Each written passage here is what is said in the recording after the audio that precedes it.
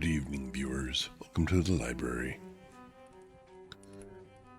The most observant of everyone will notice that the chat window, panel, list, whatever, has changed yet again. I am trying several things. I did not like that Stream Elements dropped messages every now and then, and so yeah, things are different. It has some of your messages in it now, so it radically changes things, and it's yes, and Gwen is working. So Stream Elements, I did like the bubble effect, right? The name and then the message below it, and that was cool. So this is from Sound Alerts, and we tried to make it a little bit more like similar to the style that we had with Stream Elements.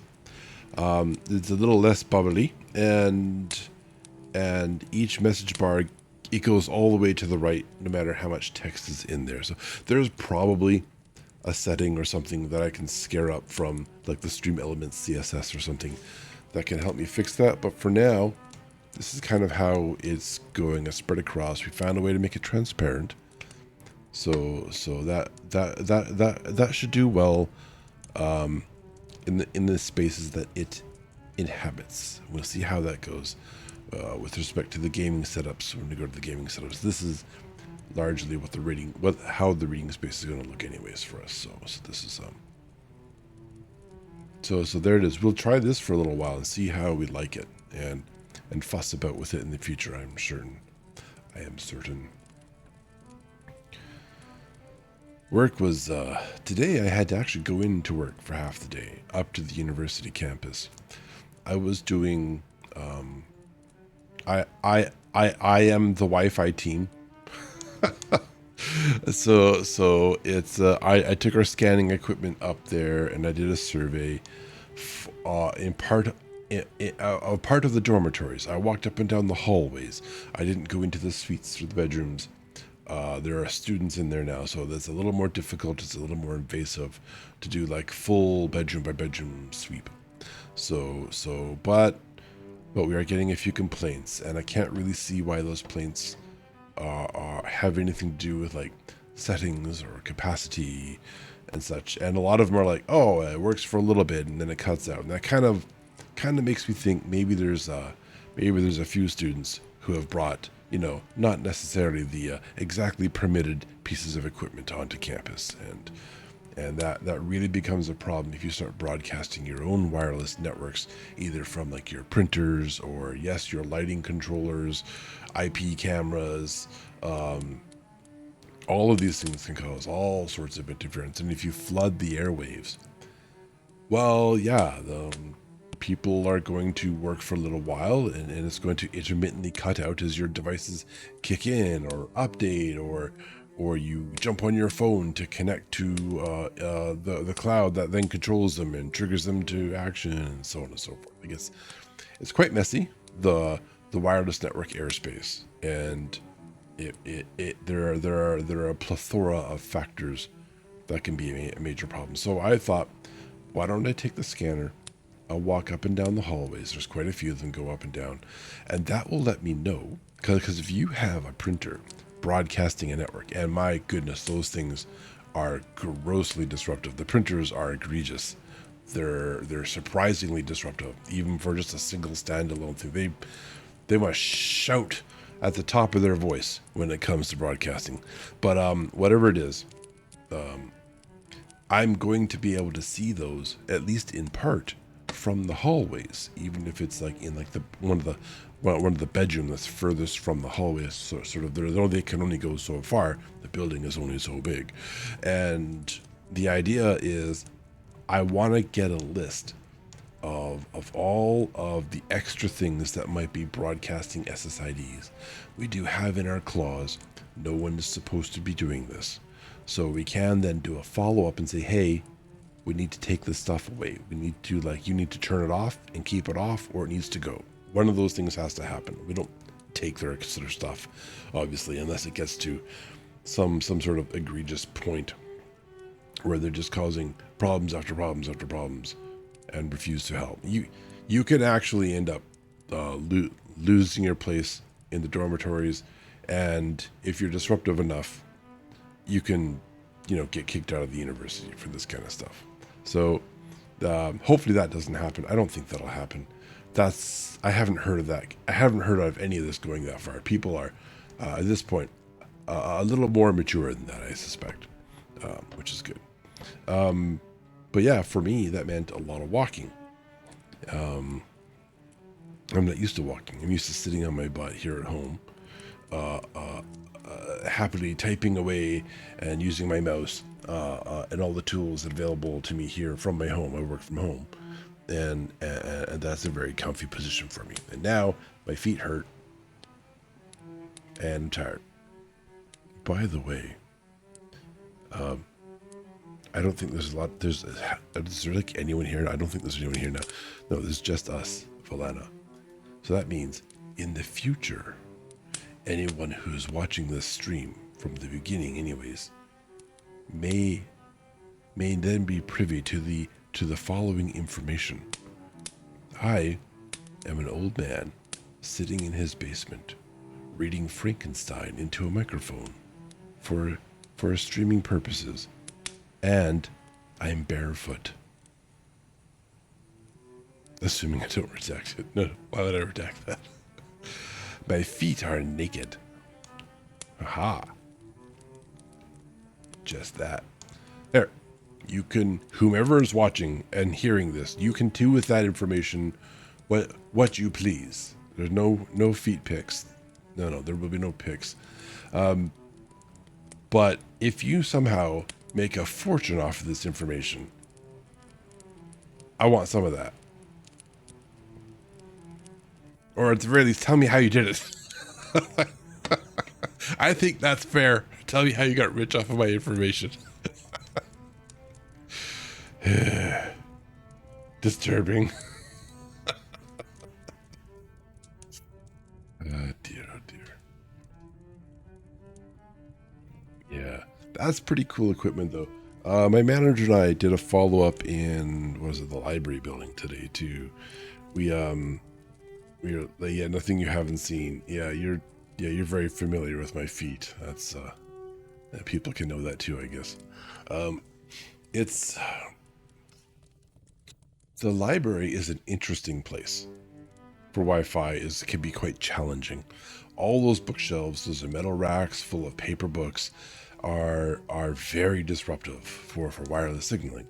And we have sort of in the middle of the library, there is an atrium. Like there's an atrium goes right up the middle, and so the top 3 or 4 floors, you have this. Well, actually, no, floors 2 and 3 have this open space. So obviously you can't mount an access point in an empty space. So we went there and we sort of designated, okay, well, where can we put APs? Where are APs not possible to go? And a lot of these places, they don't have finished ceilings. It's open. It's all painted black, so it's hard to determine, a cable tray from a conduit from, bare concrete ceiling and stuff. But it's all shadowed. It's all shadowy, right?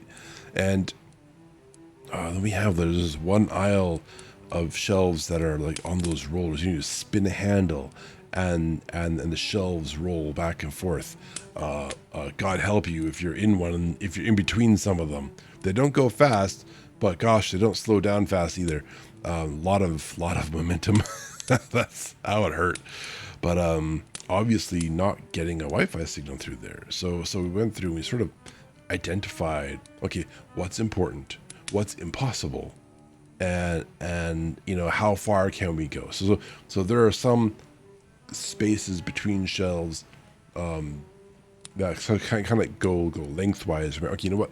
We'll put access points in these spaces so that at least between the rows of shelves, there's some sort of signal, and it'll bleed through to between the bookshelves a little bit. But so you'll have some signal in almost all places, but there's going to be weak places in the library no matter what. That's kind of unless we get to like really gross numbers of access points and doing really sort of dodgy stuff or like very tricksy stuff, very low powered stuff. You know, a lot of stadiums have super low powered access points, but they have them every 10 seats, right? And you have to do that because there are only so many channels that these things can operate on before you start getting multiple access points on the same radio channel. And like, you may as well only have one radio now because all the traffic is being heard by both the access and being processed by both the access points, and it gets very sort of like muddied. And that causes some problems too. I would love to go to Wi-Fi. There's a protocol called Wi-Fi 6E, and it vastly increases the number of channels available, which increases the number of access points that we can deploy in the same space and still have sort of separate channels for everyone. That would clear up a lot of congestion, if you will, a lot of radio congestion in the air. But I think we came up with some good ideas, and I think we're gonna get some really good plans to present to the university, and hopefully they pick one, and then we start planning contractors. Yeah, Wi-Fi 7 is an interesting protocol. It is extremely brand new, which means, you know, it's not really the best time to buy it. It does some pretty fascinating things for incredibly high density purposes. It's grossly overkill for the home. It's overkill for the university. What is it? If you have a short enough range, I think it's high end sort of lab conditions testing is 40 gigabits a second. That's data center speeds. That's insane. But what it might be really good for is obviously it's for file transfer. You don't. Yeah, it says 10 gig. Yeah, 10 gig is the low end of what it can do, right? It can get to 40. The last time I read the spec, but for super fast file transfer over short range, right? That's what that purpose would be for, and between a lot of people, not yeah. So if you want small network spaces, right, between a lot of people. Maybe at a convention or something, actually, that might be a really good idea.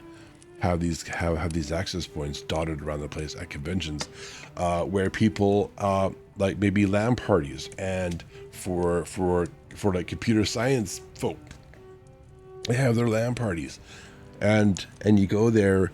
And gosh, I remember we used to set up switches and routers, and we had a file server with like standalone games. It wasn't even no internet required to play these things, although some of them definitely were. But like we had these game files, and you could install the game files from off our local area network that we would set up. And of course, that was over hardwire, that was Ethernet.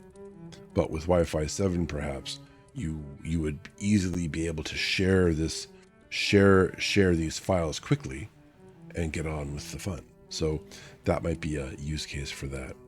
If you have, if you are perhaps doing video editing, gosh, the file sizes of video editing I'm learning can be quite huge. I'm doing something dramatically wrong. The Space Marine 2 videos I made for YouTube, as I uploaded those, 50 gigabytes for, was it 3 hours?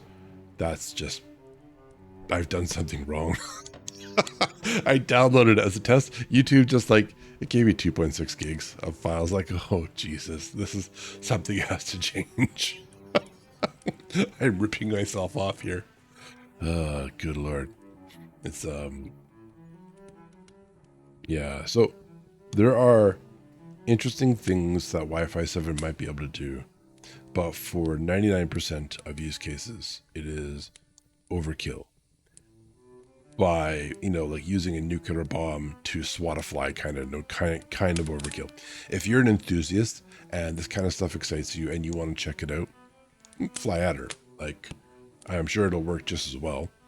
And if you think you have a use case for it, that'd be pretty cool. That'd be pretty awesome to see like home networks as you know, throwing files back and forth as fast as any sort of Ethernet cable ever could. It would be interesting to see how well that works. But I think we're at least 10 years away from seeing it in our home, I suspect. We're still on Wi-Fi 5, like, and that serves us quite well. That's how, like, that's like the common misinterpretation of like required network speeds. In my time, currently, the vast majority of users at work, and like this is an entire university, 99% of those people, I keep using that stat, but it's just true, don't need 1 gig connections. They don't need 100 gig. They don't need 100 meg connections. They don't need 1/10 of a gigabit. That's how much network that you normally use. You just don't use it. It's not necessary. There's the occasional burst of traffic. Perhaps if you have a file server in your home, you can probably use it. Most people don't have a file server in their home. If you have a file server in your home, then I will approve 1 gig connections to your computers. If you don't, well, it's the most common speed anyways. You're still going to get it, but you're not going to use it. You're just not. And that's fine. There's like the minimum standard these days is like 1 gig connections for the most part. So it's just what you start with. But, you can get 10 gig in the home now. Do you need 10 gig? No, you don't. Now, everyone who ever watches this, some of you might. So I partially lied, I guess. But for the most part, I told the truth. 10 gig would be cool. I have a NAS in my home, and it has an option for a 10 gig card. Or it has 4 1 gig ports, and currently I just have 4 gigs in something called LACP. It basically means it puts all those physical links together into one logical link. So instead of having a 1 gig connection, I have effectively a 4 gig connection. Kind of. There's a little bit of a difference. For example, I will never have one single connection go over a gig. Largely because the computer I use at my desk where I do my video editing, for example, before I copy it to the file server, it only has a 1 gig connection. But Valana can be say watching a movie off of the NAS, and she's watching it, and it media is not going to be affected, but like media does not get up to 1 gig. That's not a file transfer. Streaming a video file is not the same as downloading it. It's much slower. It doesn't need to transfer as much. You can buffer a whole bunch if you want, but it comes in more slowly than you can watch it. So it'll still come in faster than you can watch it, but much slower than the 1 gig limit. So yeah. So 4 people can consume 4 gigs, if you like, effectively is what that means. If I got the 10 gig card, which is a little pricey, and I don't need it, it's not necessary. Maybe if I had a 10 gig card in my computer, and then a 10 gig trunk through the access switches and to our little server room, then I could make use of it. Take a 10-minute transfer and turn it down to a 1-minute transfer. It's like, well, why? Do I want to spend $1,000 plus on saving myself 8 minutes every couple of nights? It's probably not worth it. But yeah. Anyways, I have certainly rambled on this subject for a while, and I can certainly ramble a lot more if anyone ever wants.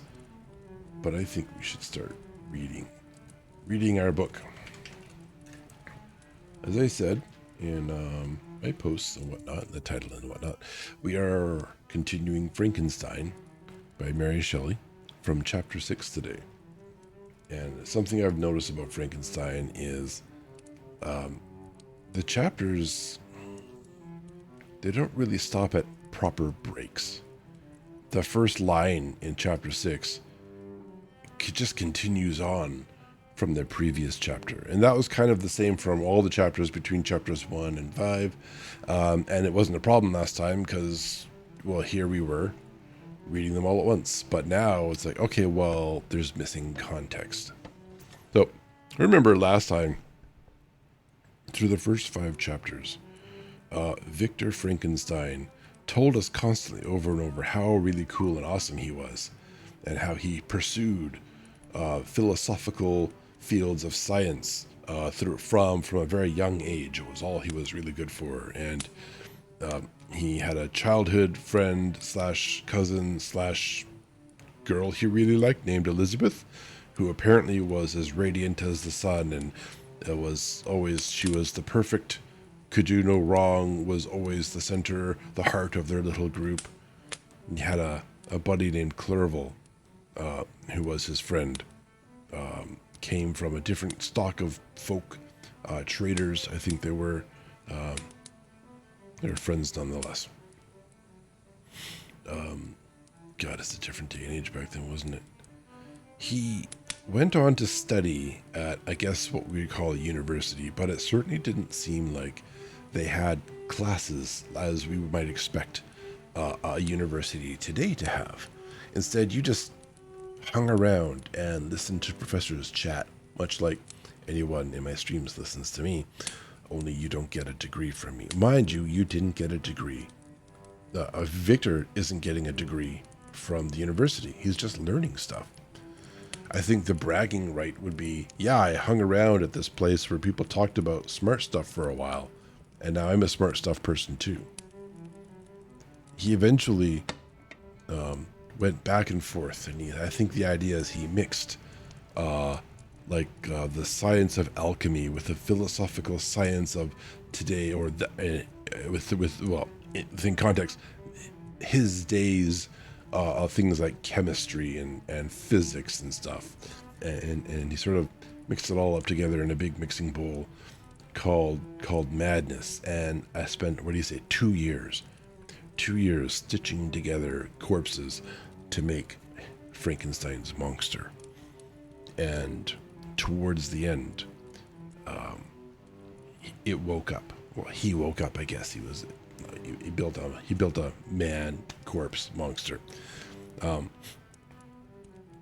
it sort of reached out to him, and he became afraid, and he ran away. I think I called him a deadbeat dad. Lana pointed out he was just going for milk, which we thought was quite amusing. And the monster seemed to disappear the next day. Clerval showed up. Victor fell ill. His family was missing him. And just before chapter 6, I believe he has recovered from his illness. And I think they're catching up on a few things, including letters. That's kind of where we start today. So I will add a little chapter mark to the recording. Take a little sip and we shall get started. I don't think the messaging is very deep in this one, at least not yet. Apart from Victor's deadbeat dad. Clerval then put the following letter into my hands. It was from my own Elizabeth. That's right. We'll go back to the end of chapter 5 for a little bit of context. Alright, so Clerval is, I'd say confronting him, but that's a more aggressive of a term. He's saying, hey, if something agitates you, don't worry about it, but here's a letter. Oh, that's right. Victor suspects that Clerval suspects what he has done. He has created the monster. But Clerval is really just going to say, hey, your family has missed you, I think. And, if you're up to it, no pressure. But here's the letter. And apparently it reads, my dearest cousin, you have been ill, very ill, and even the constant letters of dear kind Henry are not sufficient to reassure me on your account. You are forbidden to write, to hold a pen, yet one word from you, dear Victor, is necessary to calm our apprehensions. For a long time I have thought that each post would bring this line, and my persuasions have restrained my uncle from undertaking a journey to Ingolstadt. I have prevented his encountering the inconveniences and perhaps dangers of so long a journey. Yet how often have I regretted not being able to perform it myself. I figure to myself that the task of attending on your sickbed has devolved on some mercenary old nurse who could never guess your wishes, nor minister to them with the care and affection of your poor cousin. Yet that is over now.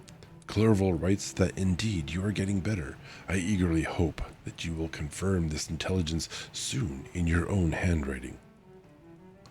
So, I guess Clerval has been demoted to a mercenary old nurse. Poor guy. Get well and return to us.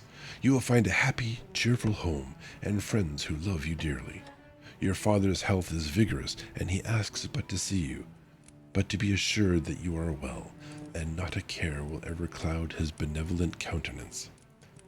How pleased you would be to remark to the improvement of our Ernest. How pleased you would be to remark the improvement of our Ernest. Okay. He is, oh, that must be the name. Okay, not as in earnest of something, but okay. Ernest is a child. He is now 16 and full of activity and spirit. He is desirous to be a true Swiss and to enter into foreign service, but we cannot part with him, at least until his elder brother return to us. My uncle is not pleased with the idea of a military career in a distant country, but Ernest never had your powers of application. He looks upon study as an odious fetter. His time is spent in the open air, climbing the hills or rowing on the lake. I fear that he will become an idler unless we yield the point and permit him to enter on the profession which he has selected. Little alteration, except the growth of our dear children, has taken place since you left us. The blue lake, the snow-clad mountains, they never change, and I think our placid home and our contented hearts are related by the same immutable laws.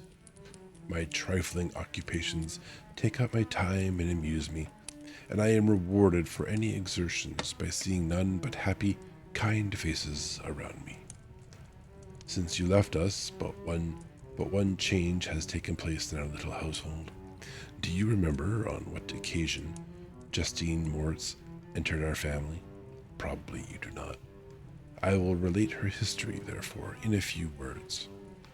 Madame Moritz, her mother, was a widow with 4 children, of whom Justine was the third.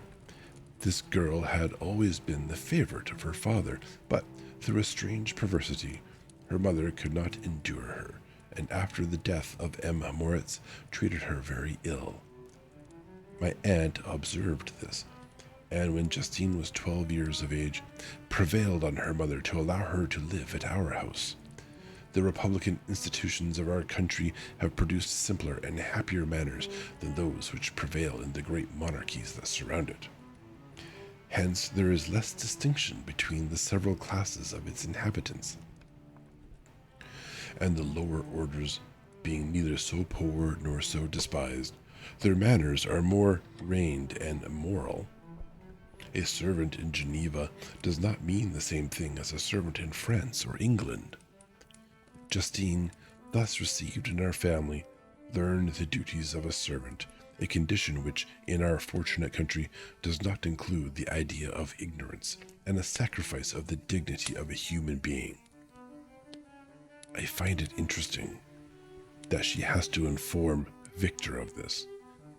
Could it be this letter is truly not just to Victor? I am also finding it very uncomfortable reading with my headset. I had to change the ear pads a little while ago. They're leatherettes now instead of the, what was it? There's a special sort of weave or something that the previous ones had.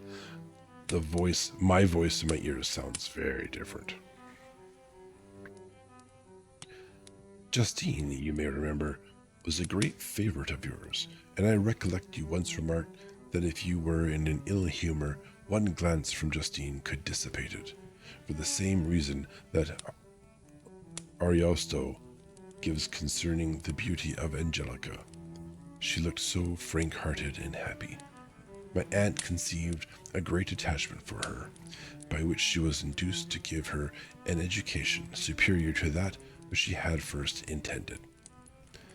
This benefit was fully repaid. Justine was the most grateful little creature in the world. I do not mean that she made any professions. I never heard one pass her lips, but you could see by her eyes that she had that by her eyes that she almost adored her protectress. Although her disposition was gay and in many respects inconsiderate, yet she paid the greatest attention to every gesture of my aunt. She thought her the model of all excellence, and endeavored to imitate her phraseology and manners, so that even now she often reminds me of her. When my dearest aunt died, everyone was too much occupied in their own grief to notice poor Justine, who had attended her during her illness with the most anxious affection. Poor Justine was very ill, but other trials were reserved for her. One by one, her brothers and sister died, and her mother, with the exception of her neglected daughter, was left childless. The conscience of the woman was troubled. She began to think that the deaths of her favorites was a judgment from heaven to chastise her partiality. She was a Roman Catholic, and I believe her confessor confirmed the idea which she had conceived. Accordingly, a few months after your departure for Ingolstadt, Justine was called home by her repentant mother. Poor girl, she wept when she quitted our house. She was much altered since the death of my aunt. Grief had given softness and a winning mildness to her manners, which had before been remarkable for vivacity. Nor was her residence at her mother's house of a nature to restore her gaiety. The poor woman was very vacillating in her repentance. She sometimes begged Justina to forgive her unkindness, but much oftener accused her of having caused the deaths of her brothers and sister. Perpetual fretting at length threw Madame Moritz into a decline, which at first increased her irritability. But she is now at peace forever. She died on the first approach of cold weather. At the beginning of this last winter, Justina has returned to us, and I assure you I love her tenderly. She is very clever and gentle and extremely pretty, as I mentioned before. Her mien and her expressions continually remind me of my dear aunt. I must say also a few words to you, my dear cousin, of little darling William. I wish you could see him. He is very tall of his age, with sweet laughing blue eyes, dark eyelashes, and curling hair. When he smiles, 2 little dimples appear on each cheek, which are rosy with health. He has already had 1 or 2 little wives, but Louisa,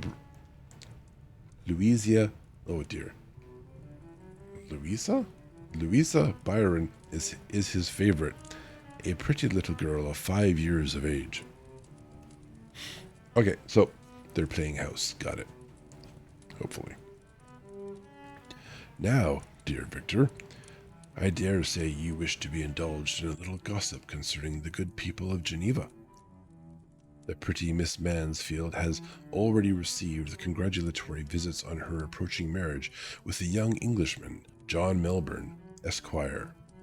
Her ugly sister Manon married M. Delavarde, the rich banker, last autumn.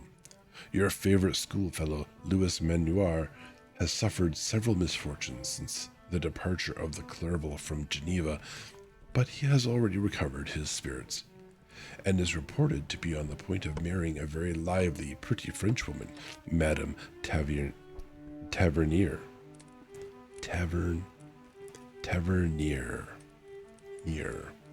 Gotta flex my lips for that one. I mean, that sounds bad. I assure you, it's innocent. She is a widow, and much older than Manoir. Oh dear. Manoir. Yeah, much older than Manoir, but she is very much admired, and a favorite with everybody. Everybody's gotta get married. I have written myself into better spirits, dear cousin, but my anxiety returns upon me as I conclude. These people and their names. Yeah, right. Imagine having named some random person on Twitch can't pronounce. Decades, centuries later after your story's been written.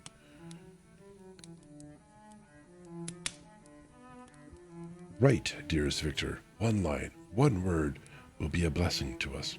10,000 thanks to Henry for his kindness, his affection, and his many letters. We are sincerely grateful. Adieu. Adieu, my cousin. Take care of yourself, and I entreat you, write. Elizabeth Lavenza. Geneva, March 18th, 17 dash.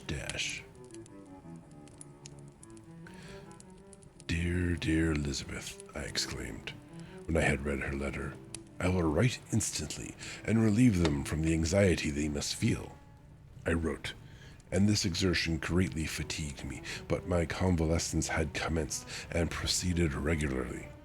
In another fortnight, I was able to leave my chamber. Or really skip past his letter.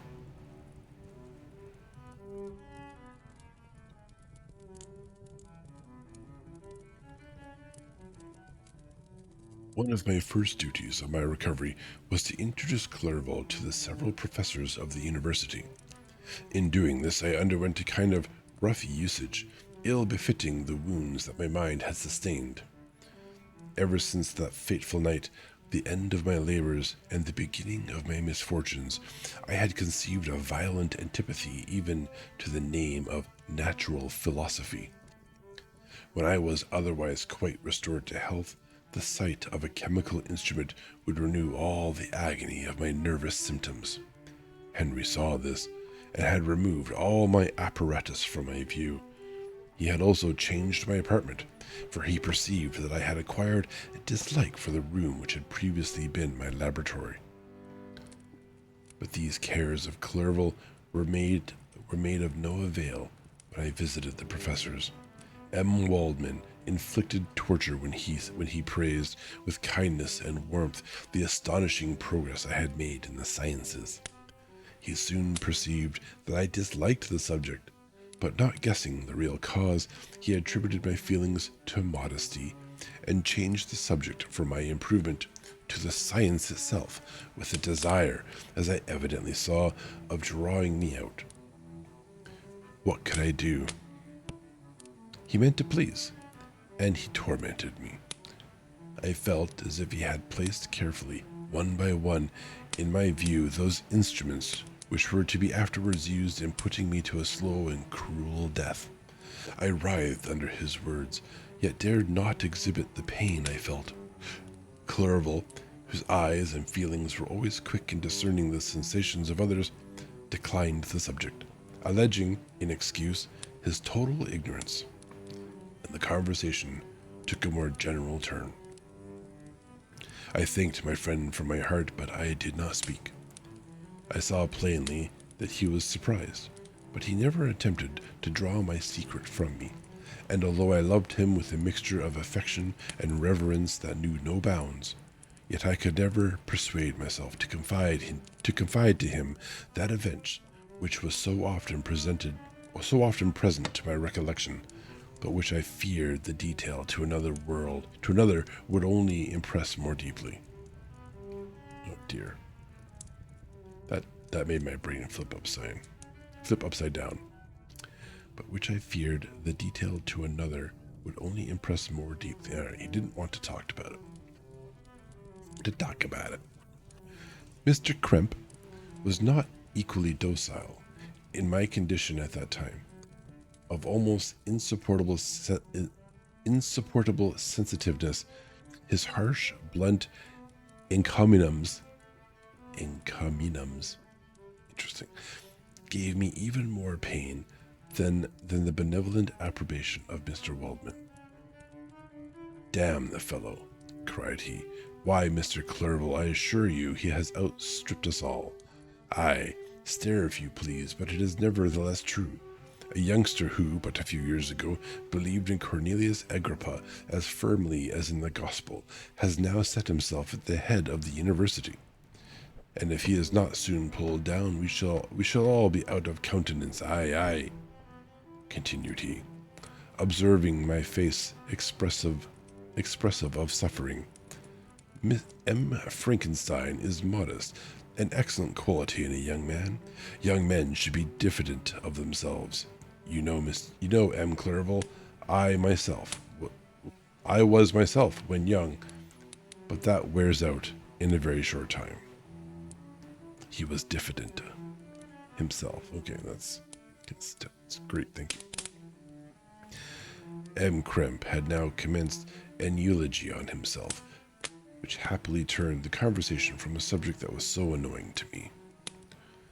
Clerval had never sympathized in my taste for natural science, and his literary pursuits differed wholly from those which had occupied me. He came to the university with the design of making himself complete master of the Oriental languages, as thus he should open a field for the plan of life he had marked out for himself, resolved to pursue no inglorious career.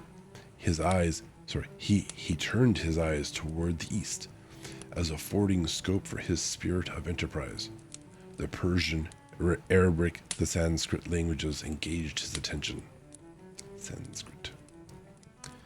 And I was easily induced to enter on the same studies. Idleness had ever been irksome to me, and now that I wished to fly from reflection and hated my former studies, I felt great relief in being the fellow pupil with my friend, and found not only instruction but consolation in the works of the Orientalists. The Orientalists. Interesting.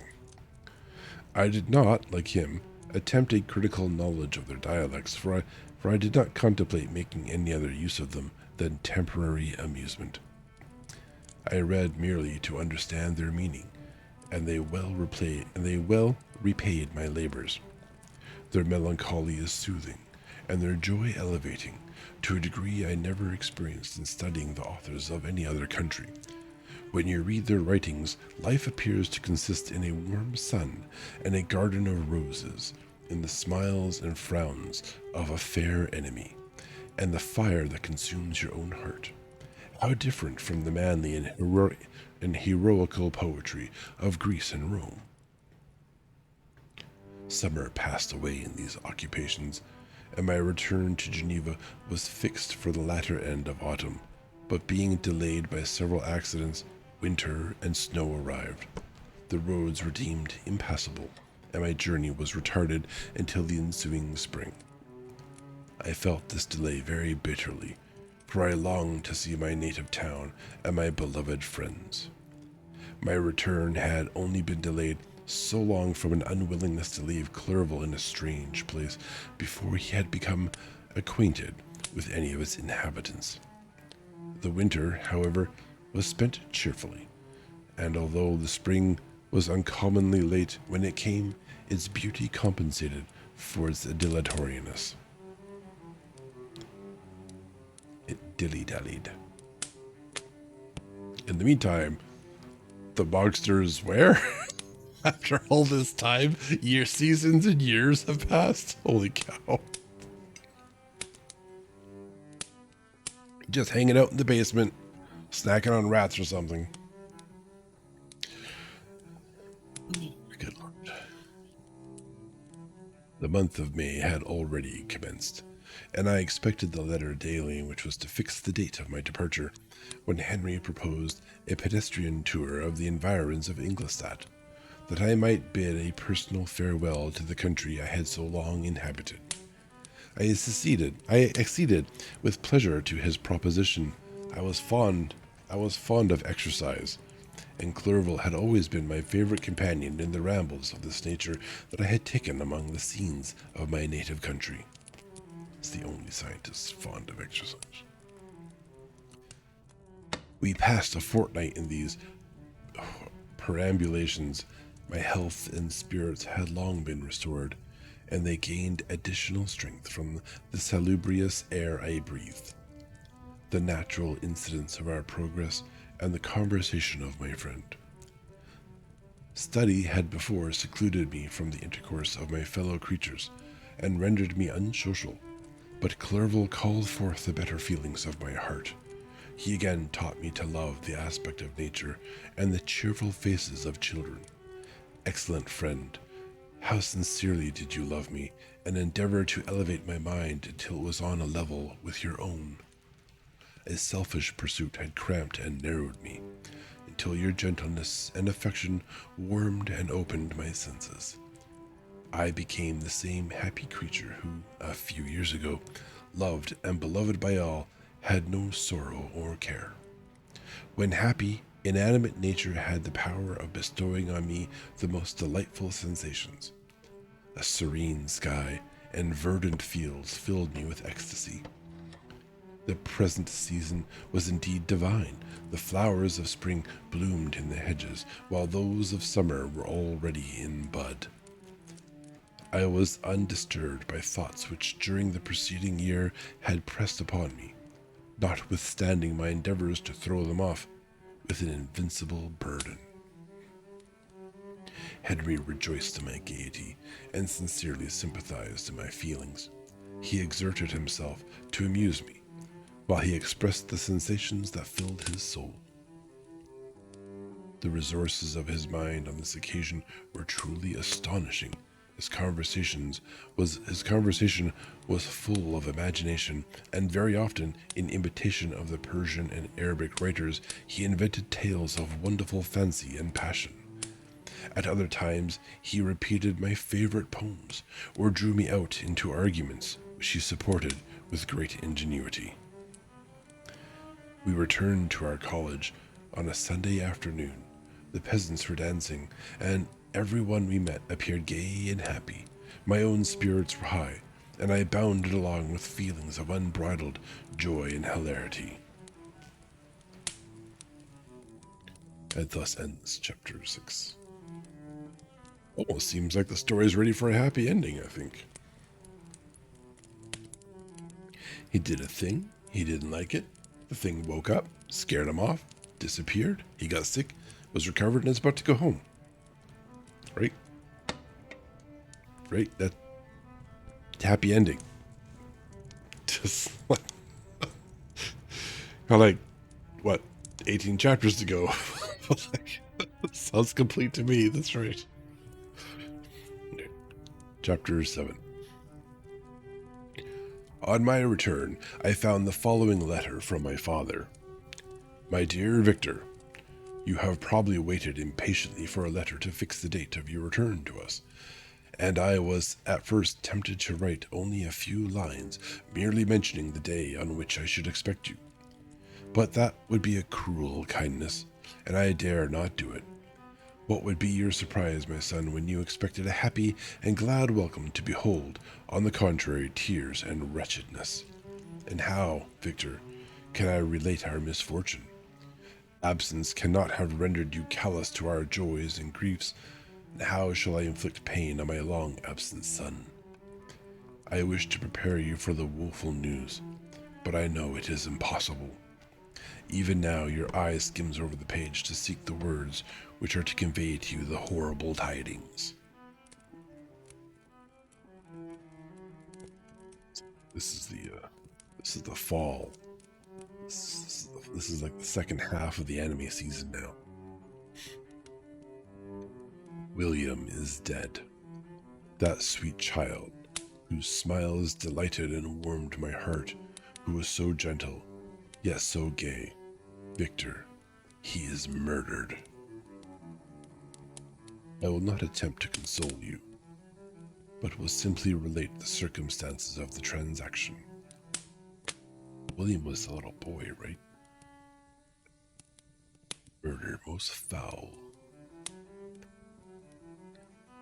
Last Thursday, May 7th, I, my niece, and your two brothers went to walk in Plain Palais.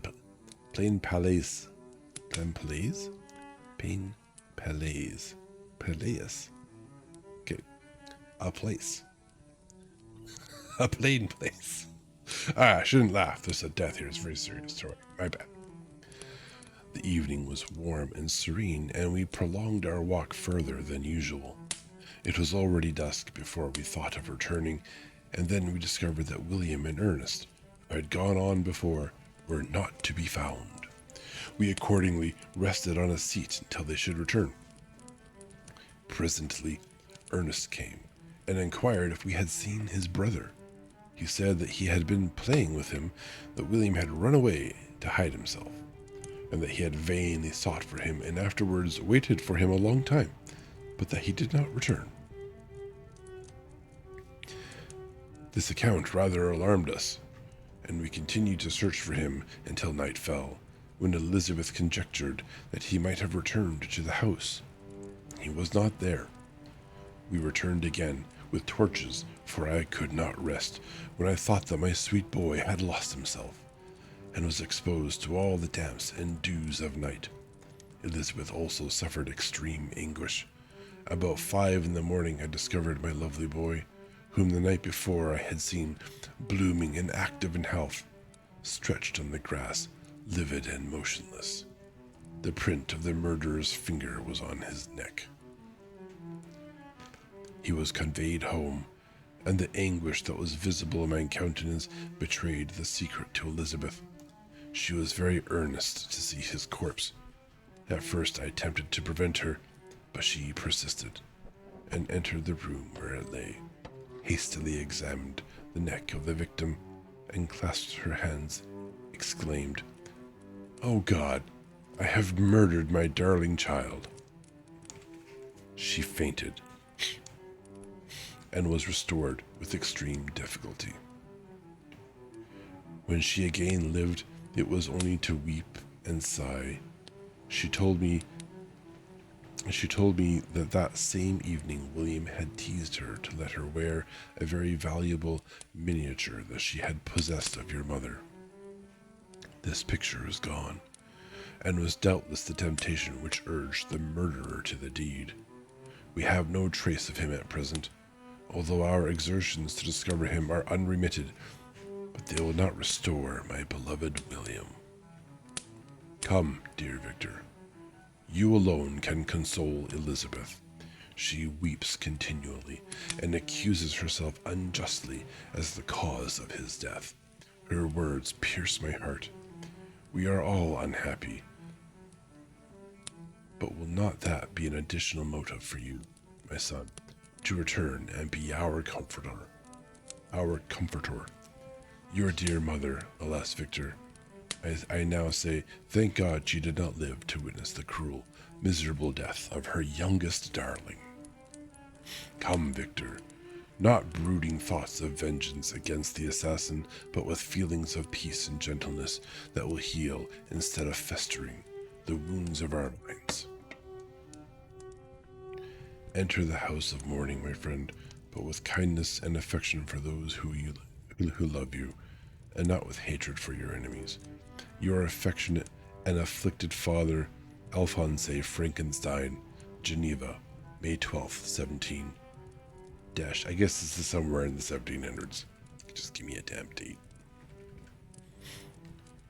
Clerval, who had watched my countenance as I read this letter, was surprised to observe the despair that succeeded to the joy I at first expressed on receiving news from my friends. I threw the letter on the table and covered my face with my hands. "My dear Frankenstein," exclaimed Henry. He perceived me weep with bitterness. "Are you always to be unhappy? My dear friend, what has happened?" I motioned him to take up the letter, while I walked up and down the room in the extremest agitation. Tears also gushed from the eyes of Clerval as he read the account of my misfortune. It's not your misfortune. It's William's misfortune. It's just for the record. "I can offer you no consolation, my friend," said he. "Your disaster is irreparable. What do you intend to do?" "To go instantly to Geneva. Come with me, Henry, to order the horses." Good lucky, Henry. During our walk, Clerval endeavored to say a few words of consolation. He could only express his heartfelt sympathy. "Poor William," said he. "Dear, lovely child, He now sleeps with his angel mother, who that had seen him bright and joyous in his young beauty, but must weep over his untimely loss, to die so miserably, to feel the murderer's grasp. How much more a murderer that could destroy such radiant how much more a murderer, oh, he's more of a murderer than a murderer, that could destroy such radiant innocence. Poor little fellow. One only consolation have we, his friends mourn and weep, but he is at rest. The pain is over. His sufferings are at an end forever. A sod covers his gentle form, and he knows no pain. He can no longer be a subject for pity. We must reserve that for his miserable survivors. Clerval spoke thus as we hurried through the streets. The words impressed themselves in my mind, and I remembered them afterwards in solitude. But now, as soon as the horses arrived, I hurried into a cabriolet and bade farewell to my friend. My journey was very melancholy. At first I wished to hurry on, for I longed to console and sympathize with my loved and sorrowing friends. But when I drew near my native town, I slackened my progress. I could hardly sustain the multitude of feelings that crowded into my mind. I passed through scenes familiar to my youth, but which I had not seen for nearly 6 years. How altered everything might be during that time. One sudden and desolating change had taken place, but 1,000 little circumstances might have, by degrees, worked other alterations, which, although they were done more tranquilly, might not be the less decisive. Fear overcame me. I dared not advance, dreading 1,000 nameless evils that made me tremble, although I was unable to define them. I remained 2 days at Lausanne in this painful state of mind. I contemplated the lake. The waters were placid, all around was calm, and the snowy mountains, the palaces of nature, were not changed. By degrees, the calm and heavenly serene restored me, and I continued my journey towards Geneva.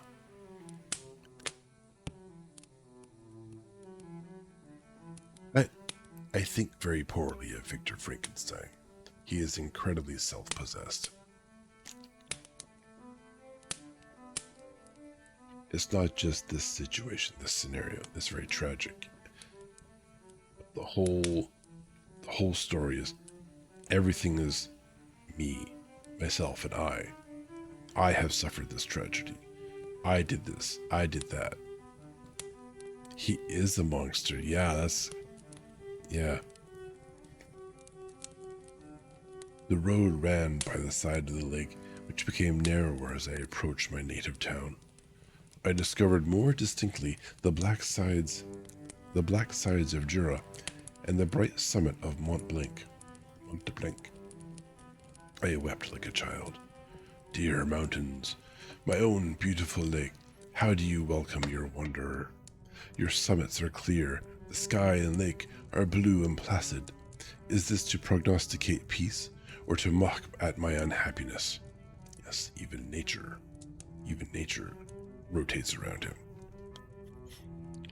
I fear, my friend, that I shall render myself tedious by dwelling on these preliminary circumstances, but they were days of comparative happiness, and I think of them with pleasure.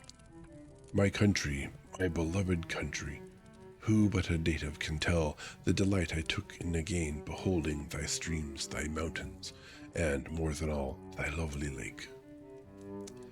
Yet as I drew nearer home, grief and fear again overcame me.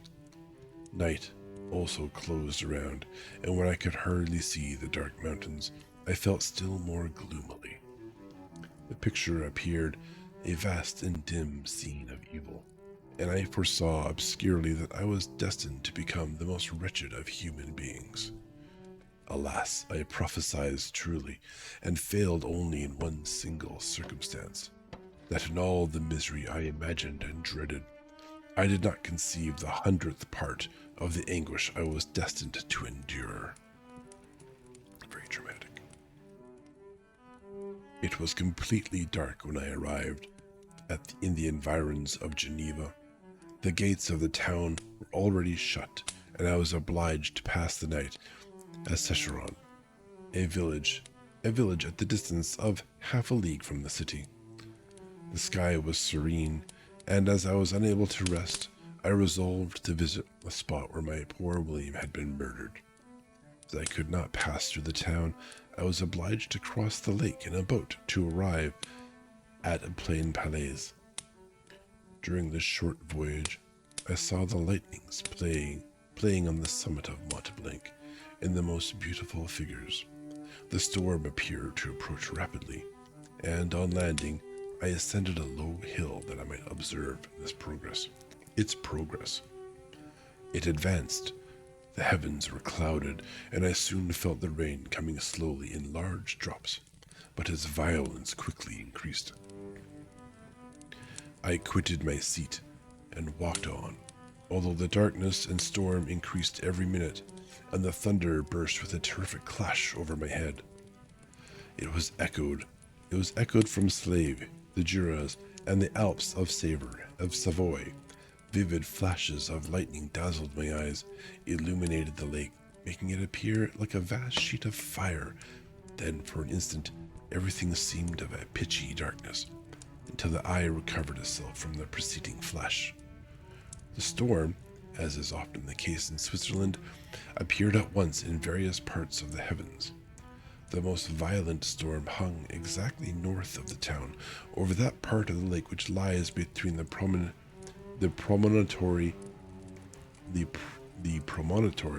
Oh dear, no, that's not right either.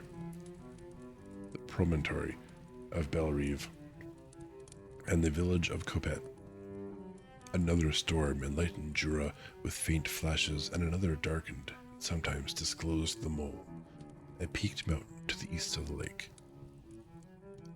Yes, this is Learning to Read with Sidoen.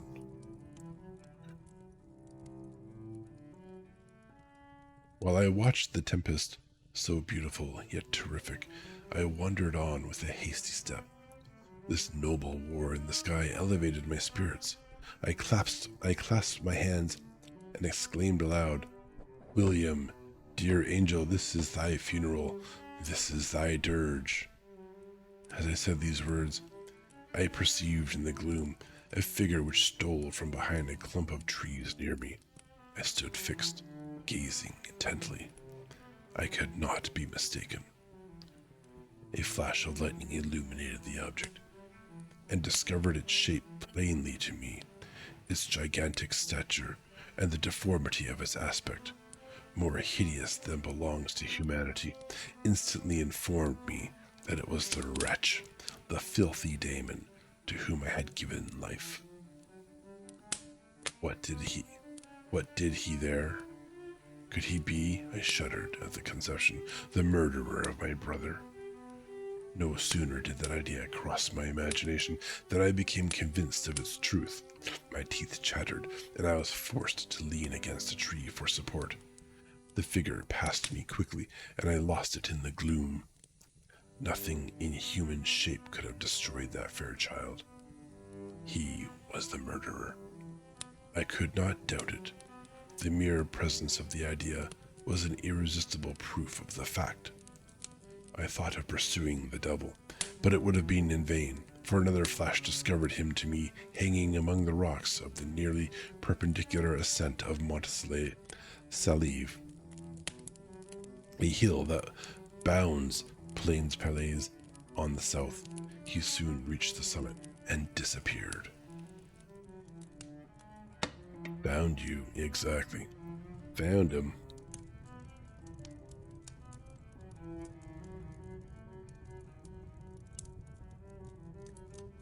I remained motionless.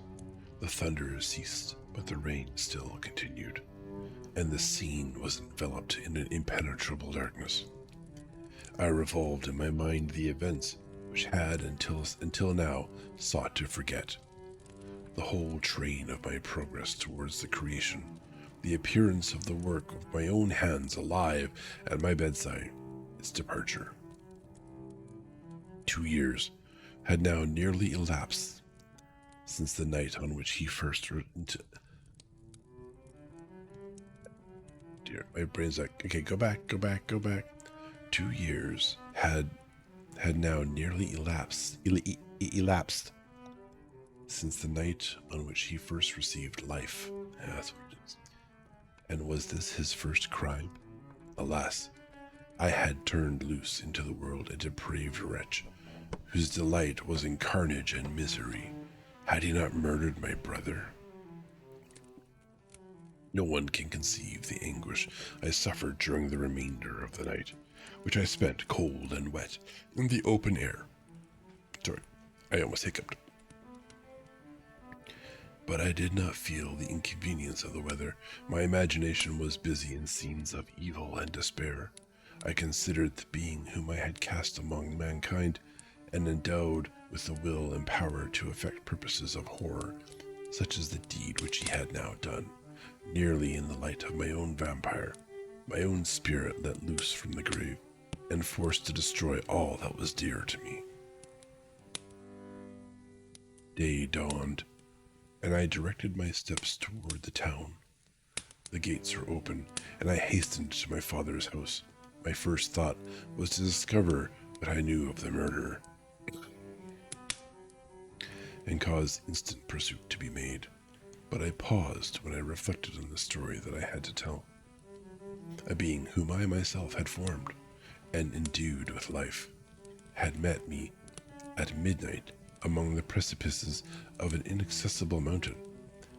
I remembered also the nervous fever with which I had been seized just at the time I had dated my creation, in which would give an air of delirium to a tale otherwise so utterly improbable. I well knew that if any other had communicated such a relation to me, I should have looked upon it as the ravings of insanity. Besides, the strange nature of the animal would elude all pursuit, even if I were so far credited as to persuade my relatives to commence it. And then, of what use would be pursuit? Who could arrest a creature capable of scaling the overhanging sides of Mount Salive? These reflections determined me, and I resolved to remain silent. I now don't have to confess my imagined crime. It was about 5 in the morning when I entered my father's house. I told the servants not to disturb the family and went into the library to attend their usual hour of rising. 6 years had elapsed. I hate that word, I guess. Passed as a dream, but for one indelible trace. And I stood in the same place where I had last embraced my father before my departure for Ingolstadt. Beloved and vulnerable parent, he still remained to me. I gazed on the picture of my mother, which stood over the mantelpiece. It was an historical subject, painted at my father's desire, and represented Caroline Beaufort in an agony of despair, kneeling by the coffin of her dead father.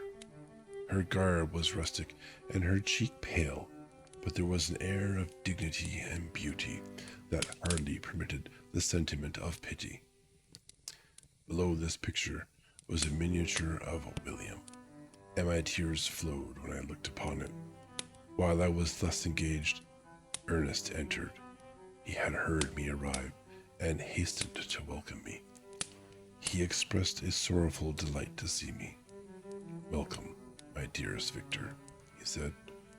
"Ah, I wish you had come 3 months ago, and then you would have found us all joyous and delighted. You come to us now to share a misery which nothing can alleviate. Yet your presence will, I hope, revive our father, who seems sinking into his misfortune, and your persuasions will induce poor Elizabeth to cease her vain and tormenting self-accusations. Poor William. He was our darling and our pride. Isn't Ernest a young boy, too? He's awfully well spoken. Tears, unrestrained, fell from my brother's eyes. A sense of mortal agony crept over my frame. Before I had only imagined the wretchedness of my desolate home, the reality came on me as a new and not a less terrible disaster. I tried to calm Ernest. I inquired more minutely concerning my father and her I named my cousin. She, most of all, said Ernest, requires consolation.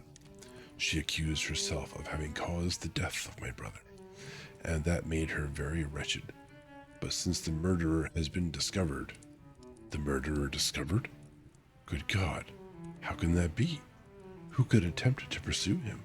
It's impossible. One might as well try to overtake the winds or confine a mountain stream with a straw. I saw him too. He was free last night. Maybe Victor shut the hell up. I do not know what you mean, replied my brother, in accents of wonder. But to us, the discovery we have made completes our misery. No one would believe it at first, and even now Elizabeth would not be convinced, notwithstanding all the evidence. Indeed, who would credit that Justine Moritz, who was so amiable and fond of all the family, could suddenly become capable of so frightful, so appalling a crime? Justine Moritz? Poor girl. Is she the accused? But it is wrongfully. Everyone knows that. No one believes it, surely. Ernest? No one did at first, but several circumstances came out that have almost forced conviction upon us, and her own behavior has been so confused as to add to the evidence of facts a weight that, I fear, leaves no hope for doubt. But she will be tried today, and you will then hear all. He related that, the morning in which the murder of poor William had been discovered, Justine had been taken ill and confined to her bed for several days. During this interval, one of her servants, happening to examine the apparel she had worn on the night of the murder, had discovered in her pocket the picture of my mother, which had been judged to be the temptation of the murderer. The servant instantly showed it to one of the others, who, without saying a word to any of the family, went to a magistrate, and, upon their disposition, Justine was apprehended. On being charged with the fact, the poor girl confirmed the suspicion in a great measure by her extreme confusion of manner. Yes, confusion. They are not knowing what's happening around you. The great crime maker. This was a strange tale, but it did not shake my faith, and I replied earnestly. Yeah, we found a picture of a dead person in her pocket, therefore she murdered a boy. Yep, makes sense. You are all mistaken. I know the murderer. Justine, poor, good Justine, is innocent. At that instant my father entered. I saw unhappiness deeply impressed on his countenance, and he endeavored to welcome me cheerfully, and, after we had exchanged our mournful greeting, would have introduced some other topic than that of our disaster had not Ernest exclaimed, "Good God, Papa! Victor says that he knows who was the murderer of poor William." "We do also, fortunately," replied my father. For indeed I had rather have been forever ignorant than have discovered so much depravity and ingratitude in one I valued so highly. My dear father, you are mistaken. Justine is innocent. If she is, God forbid that she should suffer as guilty. She is to be tried today, and I sincerely hope, that she will be acquitted. This speech calmed me. I was firmly convinced in my own mind that Justine, and indeed every human being, was guiltless of this murder.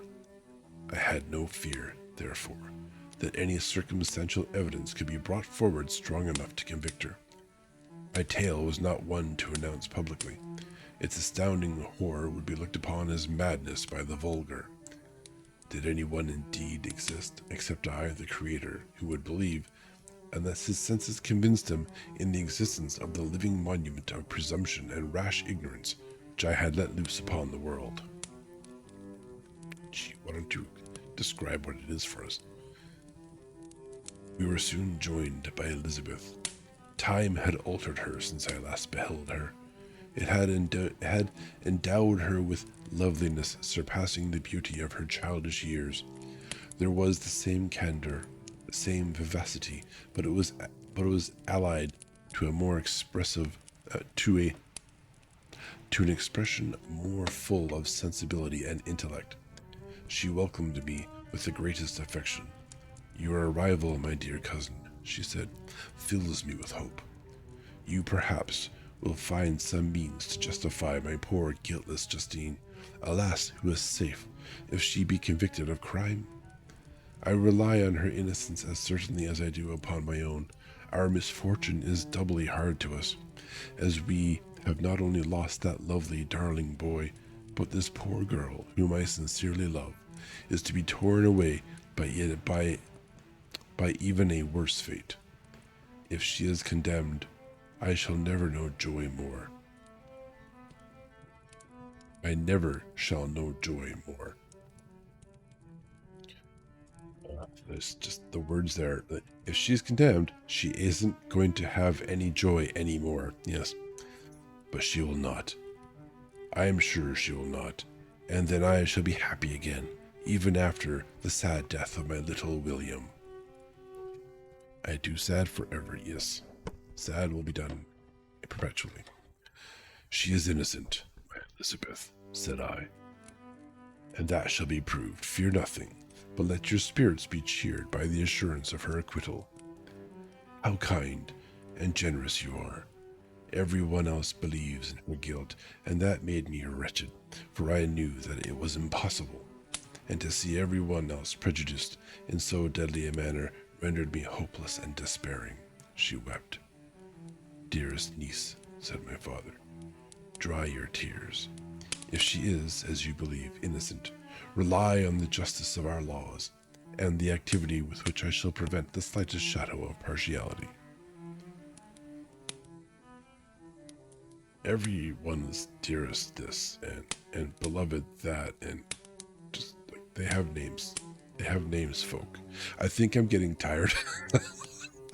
I get tired of the way they speak. I'm old, but not that old. I'm not old enough.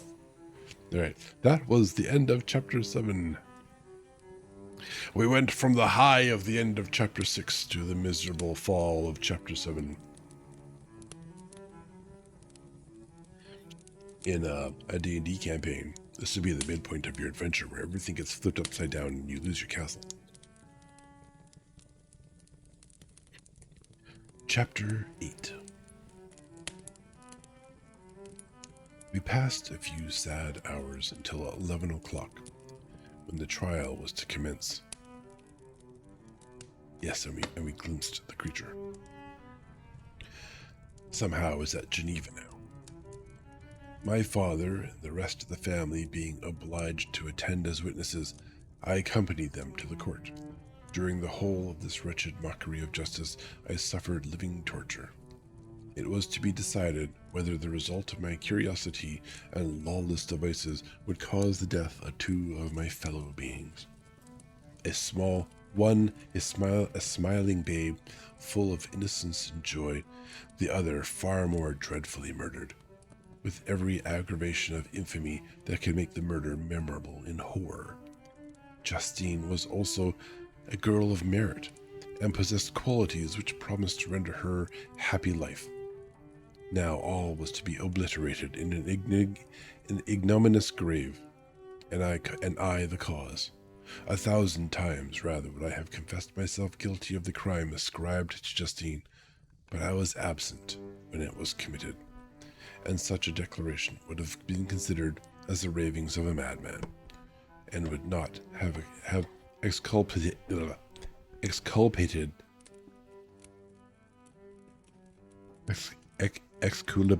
Oh my good lord! Why do they have a word like this? Not have exculpated her who suffered through me. I can't even figure out what that means. And such a declaration would have been considered as the ravings of a madman, and would not have exculpated her who suffered through me. Found her innocent. Yeah, that doesn't help me. Anyways, I'm moving on. That paragraph didn't happen. The appearance of Justine was calm. She was dressed in mourning, and her countenance, always engaging, was rendered by the solemnity of her feelings exquisitely beautiful. It's very important that all the women are exquisitely beautiful, except for the ones we don't like. Yet she appeared confident in innocence, and did not tremble, although gated on and excreted by thousands. Execrated? I think I like saying that as execrated. It could be wrong.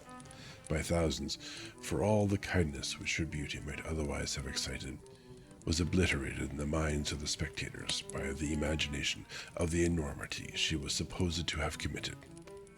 She was tranquil, yet her tranquillity was evidently constrained, and as her confusion had before been adduced as a proof of her guilt, she worked up her mind to an appearance of courage.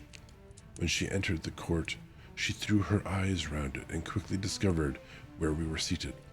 A tear seemed to dim her eye when she saw us, but she quickly recovered herself, and a look of sorrowful affection seemed to attest her utter guiltlessness. As long as you don't look guilty, you're innocent. The trial began, and after the advocate against her had stated the charge, several witnesses were called. Several strange facts combined against her which might have staggered anyone who had not such proof of her innocence as I had. She had been out the whole of the night on which the murder had been committed, and towards morning had been perceived by a market woman not far from the spot where the body of the murdered child had been afterwards found. The woman asked her what she did there, but she looked very strangely, and only returned a confused and unintelligible answer. She returned to the house about 8 o'clock, and when one inquired where she had passed the night, she replied that she had been looking for the child, and demanded earnestly if anything had been heard concerning him. When shown the body, she fell into violent hysterics and kept her bed for several days. The picture was then produced, which the servant had found in her pocket, and when Elizabeth, in a faltering voice, proved that it was the same which, an hour before the child had been missed, she had placed around his neck, a murmur of horror and indignation filled the court. Justine was called on for her defense. As the trial had proceeded, her countenance had altered. Surprise, horror, and misery were strongly expressed. Sometimes she struggled with her tears, but when she was desired to plead, she collected her powers and spoke in an audible, although variable voice. God knows, she said, how entirely I am innocent. I do not pretend that my protestations should acquit me. I rest my innocence on a plain and simple explanation of the facts which have been abduced against me, and I hope the character I have always borne will incline my judges to a favorable interpretation, where any circumstance appears doubtful or suspicious. She then related that, by the permission of Elizabeth, she had passed the evening of the night on which the murder had been committed at the house of an aunt at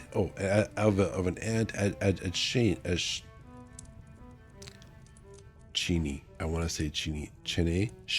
I'm going to say Chenet. It's because it's French, probably. A village situated about a league from Geneva. On her return at about 9 o'clock, she met a man who asked her if she had seen anything of the child who was lost. She was alarmed by this account, and, and passed several hours in looking for him.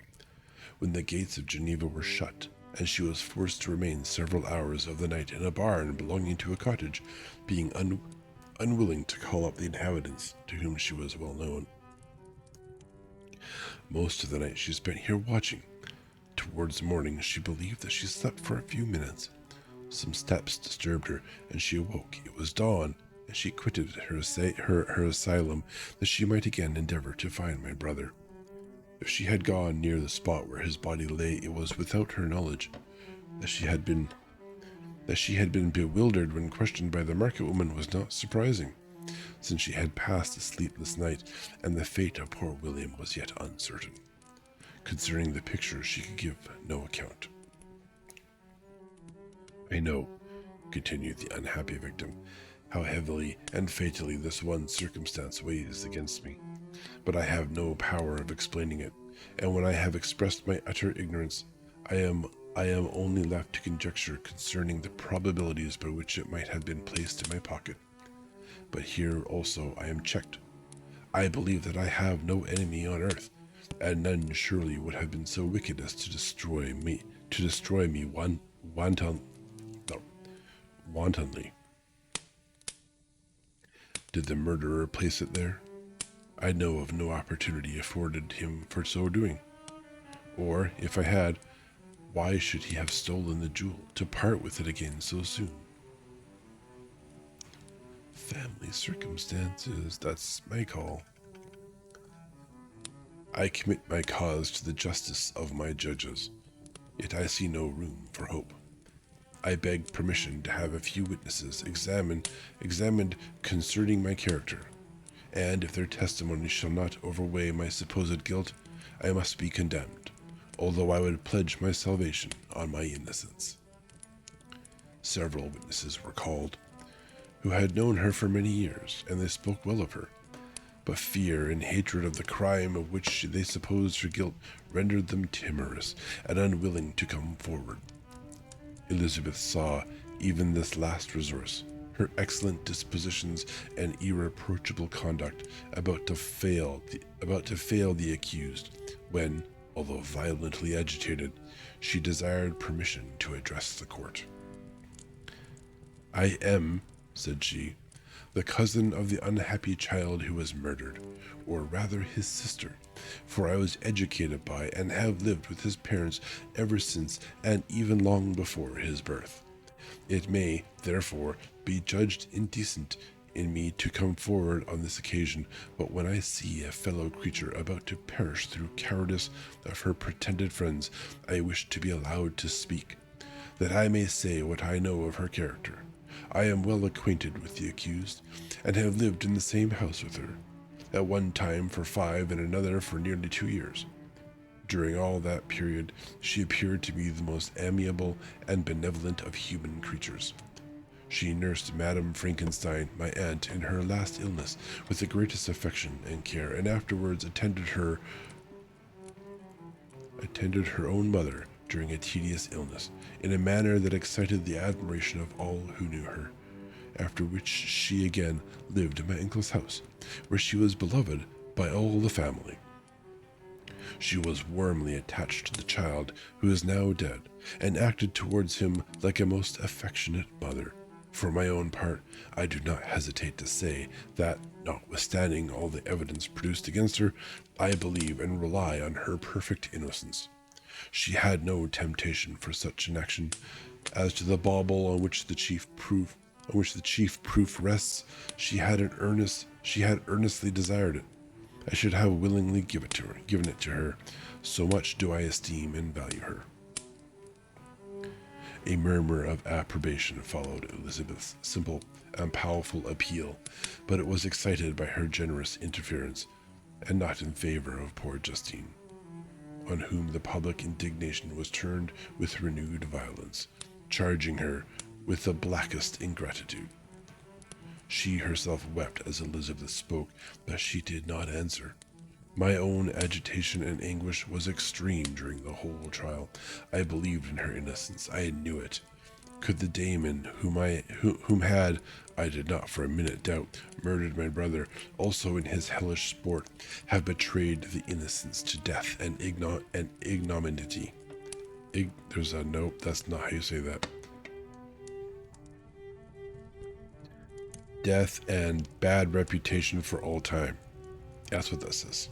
That's exactly what that says. Word for word, I'm looking at it now. I could not sustain the horror of my situation, and when I perceived that the popular voice and the countenances of the judges had already condemned my unhappy victim, I rushed out of the court in agony. The tortures of the accused did not equal mine. She was sustained by innocence, but the fangs of remorse tore my bosom and would not forego their hold. I passed a night of unmingled wretchedness. Unmingled. Perhaps unmitigated would be a better word, in my opinion. In the morning, I went to the court. My lips and throat were parched. I dared not ask the fatal question, but I was known, and the officer guessed the cause of my visit. The ballots had been thrown. They were all black, and Justine was condemned. I cannot pretend to describe what I then felt. I had before experienced sensations of horror, and I have endeavored to bestow upon them adequate expressions, but words cannot convey an idea of the heart-sickening despair that I then endured. The person to whom I addressed myself added that Justine had already confessed her guilt, that evidence, he observed, was hardly required in so glaring a case. But I am glad of it, and indeed none of our judges like to condemn a criminal upon circumstantial evidence, be it ever so decisive. Wouldn't be circumstantial if it was decisive. This was strange and unexpected intelligence. What could it mean? Had my eyes deceived me? And was I really as mad as the whole world would believe me to be? If I disclosed the object of my suspicions, I hastened to return home, and Elizabeth eagerly demanded the result. My cousin, I replied I. It is decided as you may have expected. All judges had rather that 10 innocent should suffer than that one guilty should escape. But she has confessed. This was a dire blow to Elizabeth, who had relied with firmness upon Justine's innocence. Alas, said she, how shall I ever again believe in human goodness? Justine, whom I loved and esteemed as my sister, how could she put on those smiles of innocence only to betray? Her mild eyes seemed incapable of any severity of guile, and yet she has committed a murder. Soon after, we heard that the poor victim had expressed his desire to see my cousin. My father wished her not to go, but said that he left it to her own judgment and feelings to decide. Yes, said Elizabeth, I will go, although she is guilty, and you, Victor, shall accompany me. I cannot go alone. The idea of this visit was torture to me, yet I could not refuse. We entered the gloomy prison chamber and beheld Justine sitting on some straw at the farther end. Her hands were manacled, and her head rested on her knees. She rose on seeing us enter, and when we were left alone with her, she threw herself at the feet of Elizabeth, weeping bitterly. My cousin wept also. Oh, Justine, she said, why did you rob me of my last consolation? I relied on your innocence, and although I was then very wretched, I was not so miserable as I am now. Everyone's about themselves. And do you also believe that I am so very, very wicked? Do you also join with my enemies to crush me, to condemn me as a murderer? Her voice was suffocated with sobs. Rise, my poor girl, said Elizabeth. Why do you kneel if you are innocent? I am not one of your enemies. I believed you guiltless, notwithstanding every evidence, until I heard that you had yourself declared your guilt. That report, you say, is false, and be assured, dear Justine, that nothing can shake my confidence in you for a moment. but your own confession. I did confess, but I confessed a lie. I confessed that I might obtain absolution. But now that falsehood lies heavier at my heart than all my other sins, the God of heaven forgive me. Ever since I was condemned, my confessor has besieged me. He threatened and menaced until I almost began to think I was the monster that he said I was. He threatened excommunication and hellfire in my last moments if I continued obdurate. Dear lady, I had none to support me. All looked on me as a wretch doomed to ignom. Can you stop using this word? Doomed to false nominee and perdition. What could I do? In an evil hour, I subscribed to a lie, and now only am I truly miserable. You're not guilty enough. What if we just make you say you're guilty enough? Then justice will be served, right? That's justice. Yes. She paused, weeping, and then continued. I thought with horror, my sweet lady, that you should believe your Justine, whom your blessed aunt had so highly honored, and whom you loved, was a creature capable of a crime which none but the devil himself could have perpetrated. Dear William, dearest blessed child, I soon shall see you again in heaven, where we shall all be happy, and that consoles me, going as I am to suffer ignominy,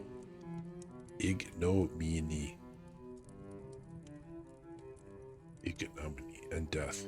Yeah, and death. I'm moving on. Oh, Justine, forgive me, for I have for one moment distrusted you. Why did you confess? But do not mourn, dear girl. Do not fear. I will proclaim. I will prove your innocence. I will melt the stony hearts of your enemies by my tears and prayers. You shall not die. You, my playfellow, my companion, my sister, perish on the scaffold. No, no, I never could survive so horrible a misfortune. Justine shook her head mournfully. I do not fear death, she said. That pang is past. God raises my weakness and gives me courage to endure the worst. I leave a sad and bitter world, and if you remember me, and think of me as one unjustly condemned, I am resigned to the fate awaiting me. Learn from me, dear lady, to submit in patience to the will of heaven.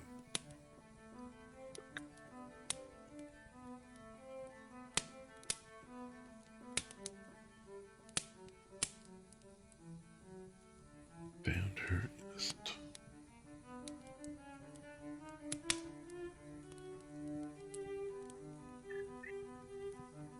During this conversation, I had retired to a corner of the prison room, where I could conceal the horrid anguish that possessed me. Despair. Who dare talk of that? The poor victim, who on the morrow was to pass the awful boundary between life and death, felt not as I did, such deep and bitter agony. I gnashed my teeth and ground them together, uttering a groan that came from my innermost soul. Justine started. When she saw who it was, she approached me and said, Dear sir, you are very kind to visit me. You, I hope, do not believe that I am guilty. I could not answer. No, Justine, said Elizabeth. He is more convinced of your innocence than I was, for even when he heard that you had confessed, he did not credit it. I truly thank him. In these last moments, I feel the sincerest gratitude towards those who think of me with kindness. How sweet is the affection of others to such a wretch as I am. It removes more than half my misfortune, and I feel as if I could die in peace, now that my innocence is acknowledged by you, dear lady, and your cousin. Thus the poor sufferer tried to comfort others and herself. She indeed gained the resignation she desired. But I, the true murderer, felt the never-dying worm alive in my bosom, which allowed of no hope or consolation. Elizabeth also wept and was unhappy, but hers also was the misery of innocence, which, like a cloud that passes over the fair moon, For a while hides, but cannot tarnish its brightness. Anguish and despair had penetrated into the core of my heart. I bore a hell within me which nothing could extinguish. We stayed several hours with Justine, and it was with great difficulty that Elizabeth could tear herself away. I wish, she cried, that I were to die with you. I cannot live in this world of misery. Justine assumed an air of cheerfulness. While she with difficulty repressed her bitter tears, she embraced Elizabeth and said in a voice of half-suppressed emotion, "Farewell, sweet lady, dearest Elizabeth, my beloved and only friend.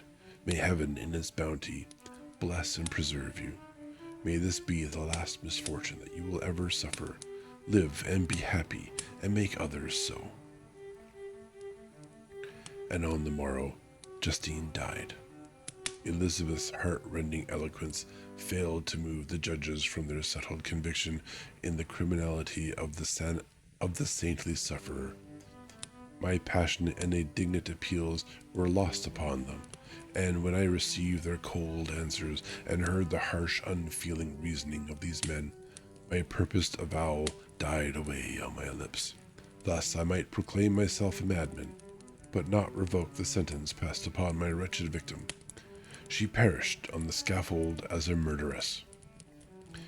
From the tortures of my own heart, I turned to contemplate the deep and voiceless grief of my Elizabeth. This also was my doing, and my father's woe, and the desolation of that late so smiling home. All was the work of my thrice accursed hands. Ye weep, unhappy ones, but these are not your last tears. Again shall you raise the funeral wail, and the sound of your lamentations shall again and again be heard. Frankenstein, your son, your kinsman, your early, much-loved friend, he whom would spend each vital drop of blood for your sakes, who has no thought nor sense of joy, except as it is mirrored also in your dear countenance, who would fill the air with blessings, and spend his life in serving you. He bids you to weep, to shed countless tears, happy beyond his hopes. If thus inexorable fate be satisfied, and if the destruction pause before the peace of the grave have succeeded to your sad torments, that was a word salad. I'm reading it, and so he's a martyr now. Is that what you're hearing? I didn't follow anything that I just read. It's very sad. Thus spoke my prophetic soul, as torn by remorse, horror, and despair, I beheld those I loved spend vain sorrow upon the graves of William and Justine, the first hapless victims to my unhallowed arts.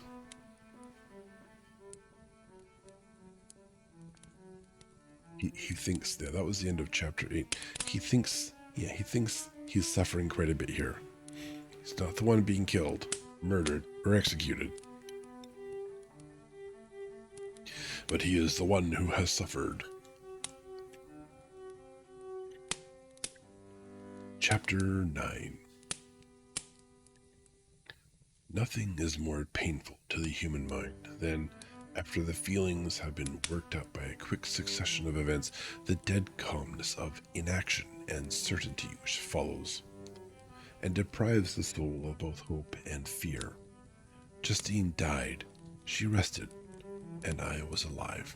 The blood flowed freely in my veins, but a weight of despair and remorse pressed on my heart, which nothing could remove. Sleep fled from my eyes. I wandered like an evil spirit, for I had committed deeds of mischief beyond description, horrible, and more, much more, I persuaded myself, was yet behind. Yet my heart overflowed with kindness and the love of virtue. I had begun life with benevolent intentions and thirsted for the moment when I should put them in practice and make myself useful to my fellow beings. Now all was blasted. Instead of that serenity of conscience which allowed me to look back upon the past with self-satisfaction, and from thence to gather promise of new hopes, I was seized by remorse and the sense of guilt, which hurried me away to a hell of intense tortures, such as no language can describe. It's called self-pity. This state of mind preyed upon my health, which had perhaps never entirely recovered from the first shock it had sustained. I shunned the face of man. All sound of joy or complacency was torture to me. Solitude was my only consolation, deep, dark, death-like solitude. My father observed with pain the alteration perceptible in my disposition and habits, and endeavored by arguments deduced from the feelings of his serene consciousness and guiltless life to inspire me with fortitude, and awaken in me the courage to dispel the dark cloud which brooded over me. "Do you think, Victor," he said he, "that I do not suffer also? No one could love a child more than I loved your brother." Tears came into his eyes as he spoke. "But it is not a duty to the survivors, but is it not a duty to the survivors that we should refrain from augmenting their unhappiness by an appearance of immoderate grief? It is also a duty owed to yourself, for excessive sorrow prevents improvement or enjoyment, or even the discharge of daily usefulness, without which no man is fit for society." This advice, although good, was totally inapplicable to my case. I should have been the first to hide my grief and console my friends, if remorse had not mingled its bitterness, and terror its alarm with my other sensations. Now I could only answer my father with a look of despair, and endeavor to hide myself from his view. About this time, we retired to our house at Bellerive. This change was particularly agreeable to me. The shutting of the gates regularly at 10 o'clock and the impossibility of remaining on the lake after that hour had rendered our residence within the walls of Geneva very irksome to me. I was now free. Often, after the rest of the family had retired for the night, I took the boat and passed many hours upon the water. Sometimes with my sails set, I was carried by the wind, and sometimes after rowing into the middle of the lake, I left the boat to pursue its own course, and gave way to my own miserable reflections. I was often tempted, when all was at peace around me, and I the only unquiet thing that wandered restless in a scene so beautiful and heavenly, if I expect some bat, or the frogs, whose harsh and interrupted croaking was heard only when I approached the shore. Often, I say, I was tempted to plunge into the silent lake, that the waters might close over me and my calamities forever. But I was restrained. When I thought of the heroic and suffering Elizabeth, whom I tenderly loved, and whose existence was bound up in mine, I thought also of my father and surviving brother. Should I, by my base desertion, leave them exposed and unprotected to the malice of the fiend whom I had let loose among them? At these moments I wept bitterly, and wished that peace would revisit my mind, only that I might afford them consolation and happiness, but that could not be. Remorse extinguished every hope. I had been the author of unalterable evils, and I lived in daily fear lest the monster whom I had created should perpetrate some new wickedness. Yeah, he needs mindfulness. I had an obscure feeling that all was not over, and that he would still commit some signal crime, which, by its enormity, should almost efface the recollection of the past. There was always scope for fear, so long as anything I loved remained behind me. My abhorrence of this fiend cannot be conceived. When I thought of him, I gnashed my teeth, my eyes became inflamed, and I ardently wished to extinguish that life which I had so thoughtlessly bestowed. When I reflected on his crimes and malice, my hatred and revenge burst all bounds of moderation. I would have made a pilgrimage to the highest peak of the Andes, could I, when there, have precipitated him to their base. Precipitated him to their base? His base? I wish to see him again, that I might wreak the utmost extent of abhorrence on his head, and avenge the deaths of William and Justine. Our house was the house of mourning. My father's health was deeply shaken by the horror of the recent events. Elizabeth was sad and desponding. She no longer took delight in her ordinary occupations. All pleasure seemed to sacrilege toward the dead. All pleasure seemed to her sacrilege toward the dead. Eternal woe and tears, she then thought, was the just tribute she should pay to innocence so blasted and destroyed. She was no longer that happy creature who in earlier youth wandered with me on the banks of the lake and talked with ecstasy of our future prospects. The first of those sorrows which were sent to wean us from the earth had visited her, and its dimming influence quenched her dearest smiles. When I reflect, my dear cousin, said she, on the miserable death of Justine Moritz, I no longer see the world and its works as they were before appeared to me.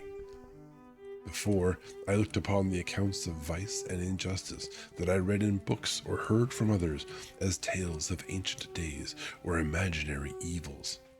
At least they were remote, the more familiar to reason than to the imagination. But now misery has come home, and men appear to me as monsters thirsting for each other's blood. Yet I am certainly unjust. Everybody believed that poor girl to be guilty, and if she could have committed the crime for which she suffered, assuredly she would have been the most depraved of human creatures.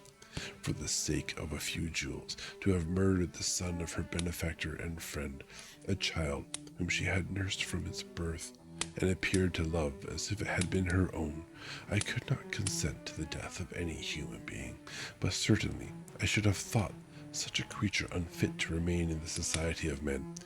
But she was innocent. I feel she was innocent. You are of the same opinion, and that confirms me. Alas, Victor, when falsehood can look so like truth, who can assure themselves of certain happiness? I feel as if I were walking on the edge of a precipice towards which thousands are crowding and endeavoring to plunge me into the abyss. William and Justine were assassinated, and the murderer escapes.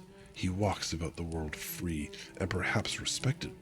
But even if I were condemned to suffer the scaffold for the same crimes, I would not change places with such a wretch. I listened to the discourse with the extremest agony. I, not in deed but in effect, was the true murderer. Not in deed but in effect was the true murderer. Elizabeth,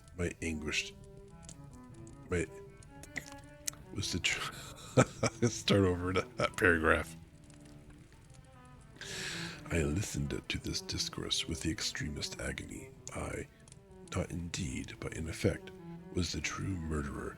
Elizabeth read my anguish in my countenance. Oh, that should be a different sentence. And kindly taking my hand said, my dearest friend, you must calm yourself. These events have affected me, God knows how deeply, but I am not so wretched as you are. There is an expression of despair and sometimes revenge in your countenance that makes me tremble. Dear Victor, banish these dark passions. Remember the friends around you who center all their hopes in you. Have we lost the power of rendering you happy? While we are true to each other, here in this land of peace and beauty, your native country, we may reap every tranquil blessing. What can disturb our peace? And could not such words from her whom I fondly prized before every other gift of fortune, suffice to chase away the fiend that lurked in my heart? Even as she spoke, I drew near to her, as if in terror lest that lest that very moment the destroyer had been near to rob me of her. Thus not the tenderness of friendship, nor the beauty of earth, nor of heaven could redeem my soul from woe. The very accents of love were ineffectual. I was encompassed by a cloud which no beneficial influence could penetrate. The wounded deer, dragging its fainting limbs to some untrodden brake, there to gaze upon the arrow which had pierced it, and to die, was but a type of me. Was but a type of me. Okay. Sometimes I could cope with the sullen despair that overwhelmed me, but sometimes the whirlwind passions of my soul drove me to seek, by bodily exercise and by change of place, some relief from my intolerable sensations. It was during an access of this kind that I suddenly left my home, and bending my steps towards the near alpine valleys, sought in the magnificence the eternity of such scenes, to forget myself and my ephemeral, because human sorrows.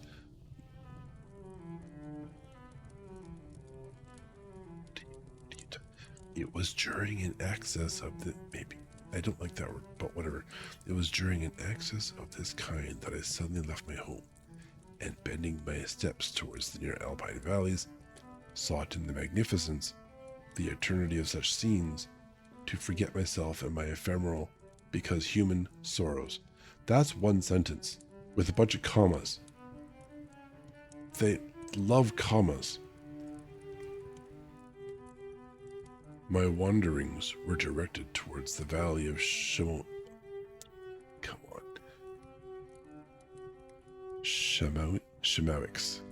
There's an IX at the end. Otherwise, I would go Shemonix. I hate that word. I had visited it frequently during my boyhood. 6 years had passed since then. I was a wreck, but naught had changed in those savage and enduring scenes. Every so often, the author has used underscores, and I'm not sure what they're trying to get. Like, I would say underline, but it doesn't make sense.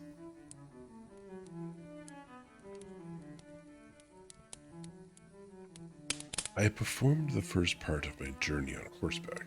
Yeah, it is weird. It's like before and after. When I said I was a wreck in the previous sentence, there are underscores, a single underscore on each side. I don't understand this. I performed the first part of my journey on horseback. On horseback, I afterwards hired a mule, as the more sure-footed and least liable to receive injury on these rugged roads. The weather was fine. It was about the middle of the month of August, nearly 2 months after the death of Justine, that miserable epoch from which I dated all my woe. Epoch. I think epoch is pronounced epic. Epoch. That miserable epoch from which I dated all my woe. The weight upon my spirit was sensibly lightened as I plunged yet deeper in the ravine of Arvi.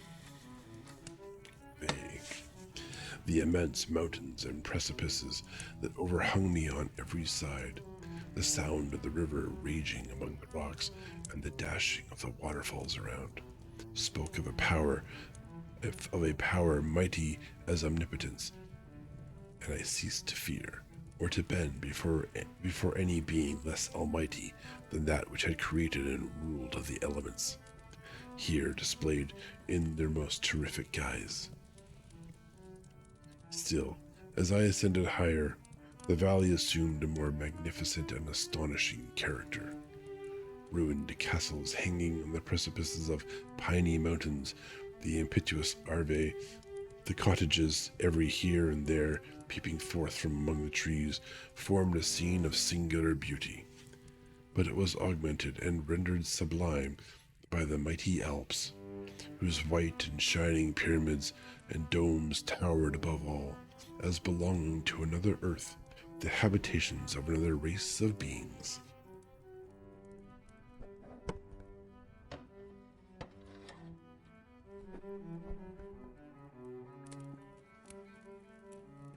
I passed the bridge of Pellissier, where a ravine, which the river forms, opened before me, and I began to ascend the mountain that overhangs it. Soon after, I entered the valley of Shamonix. That one again. This valley is more wonderful and sublime, but not so beautiful and picturesque as that of Servox, through which I had just passed. The high and snowy mountains were its immediate boundaries, but I saw no more ruined castles and fertile fields. Immense glaciers approached the road. I heard the rumbling thunder of the falling avalanche and marked the smoke of its passage. Mont Blanc, the supreme and magnificent Mont Blanc, raised itself from the surrounding, and there's those damn underscores again, AI gullies. So even back then they had AI. Wretched. And its tremendous dome overlooked the valley. Again, underscores. A tingling, long-lost sense of pleasure often came across me during this journey. Some turn in the road, some new object suddenly perceived and recognized, reminded me of days gone by, and were associated with the light-hearted gaiety of boyhood. The very winds whispered in soothing accents, and maternal nature bade me weep no more. Then again, the kindly influence ceased to act. I found myself fettered again to grief, and indulged in all the misery of reflection. Then I spurred on my animal, striving so to forget the world, my fears, and, more than all, myself, or, in a more desperate fashion, I alighted and threw myself on the grass, weighed down by horror and despair. At length I arrived at the village of Shamonix. Exhaustion succeeded to the extreme fatigue both of body and of my mind which I had endured. For a short space of time I remained at the window, watching the pallid lightnings that played above Mont Blanc, and listening to the rush of the Arve, which pursued its noisy way beneath. The same lulling sounds acted as a lullaby to my too keen sensations, which I placed my head upon my pillow, slept. Sleep crept over me. I felt it as it came, and blessed the giver of oblivion. So ends chapter 9. I'm sorry, I'm complaining a lot. I don't know why that's necessary. I think I particularly dislike this character, and I also am not very grateful to the author for their grammar. There's been a few places where, they use far too many commas. Commas are like you put in a pair of commas when in the middle of your sentence you want to say something sort of as an aside, and this person does it 4 or 5 times consecutively, and then all of a sudden we get back to the end of the sentence like, well, what was the context at the beginning again? Maybe I'm just dumb and I can't keep up with it, but I find it very much I lose the thread of the story, or the thread of the sentence, perhaps. I don't like it, but here we are. We will probably read one more chapter and call it. I think that's a good idea. Right. Chapter 10. I spent the following day roaming through the valley. Yeah, it is very different from current writing, which is part of the challenge of reading public domain books. I'm finding is that there are very much different styles and expectations, and the cadence and the pacing of sentences is quite different. Also, you've probably heard me say, I said, and then said I. In modern language, it would be I said this and that, or blah, blah, blah, blah, blah, I said. but everything here is said I. It's like an air of formality we no longer use. And so I'm often doing like, I will read out I said, and then my brain will go back and be like, no, that says said I. And part of my brain's like, it's really important that I say this said I. And then after I say that again, the other little part of my brain is like, that was unnecessary. So like does it really matter? So, anyways. Chapter 10. I think I did the marker already, but another one doesn't kill. I spent the following day roaming through the valley. I stood beside the sources, oh dear, of the Arveyron, which take their rise in a glacier that with slow pace is advancing down from the summit of the hills to barricade the valley. The abrupt sides of vast mountains were before me. The icy wall of the glacier overhung me.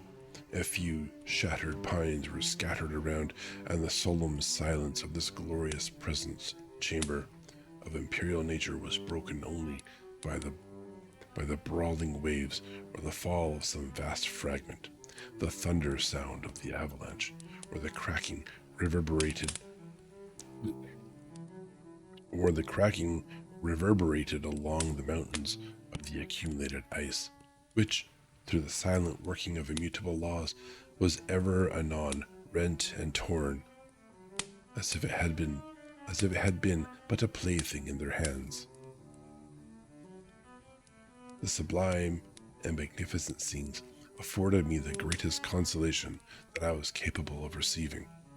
They elevated me from all littleness of feeling, and although they did not remove my grief, they subdued and tranquilized it. In some degree, also, they diverted my mind from the thoughts over which it had brooded for the last month. I retired to rest at night. My slumbers, as it were, waited on and ministered to by the absence of grand shapes which I had contemplated during the day. They congregated round me and sustained snowy mountain top, the glittering pinnacle, the pine woods, the ragged bare ravine, the eagle soaring amidst the clouds. They all gathered round me and bade me be at peace.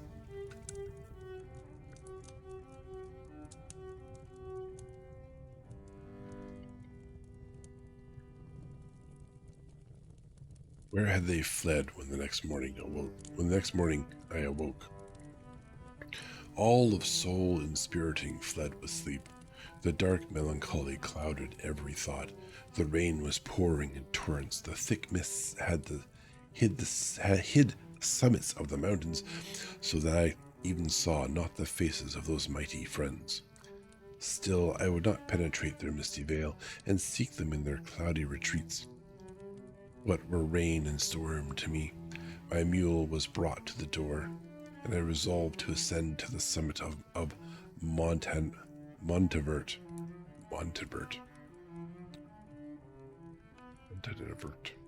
I remembered the effect that the view of the tremendous and ever-moving glacier had produced upon my mind when I first saw it.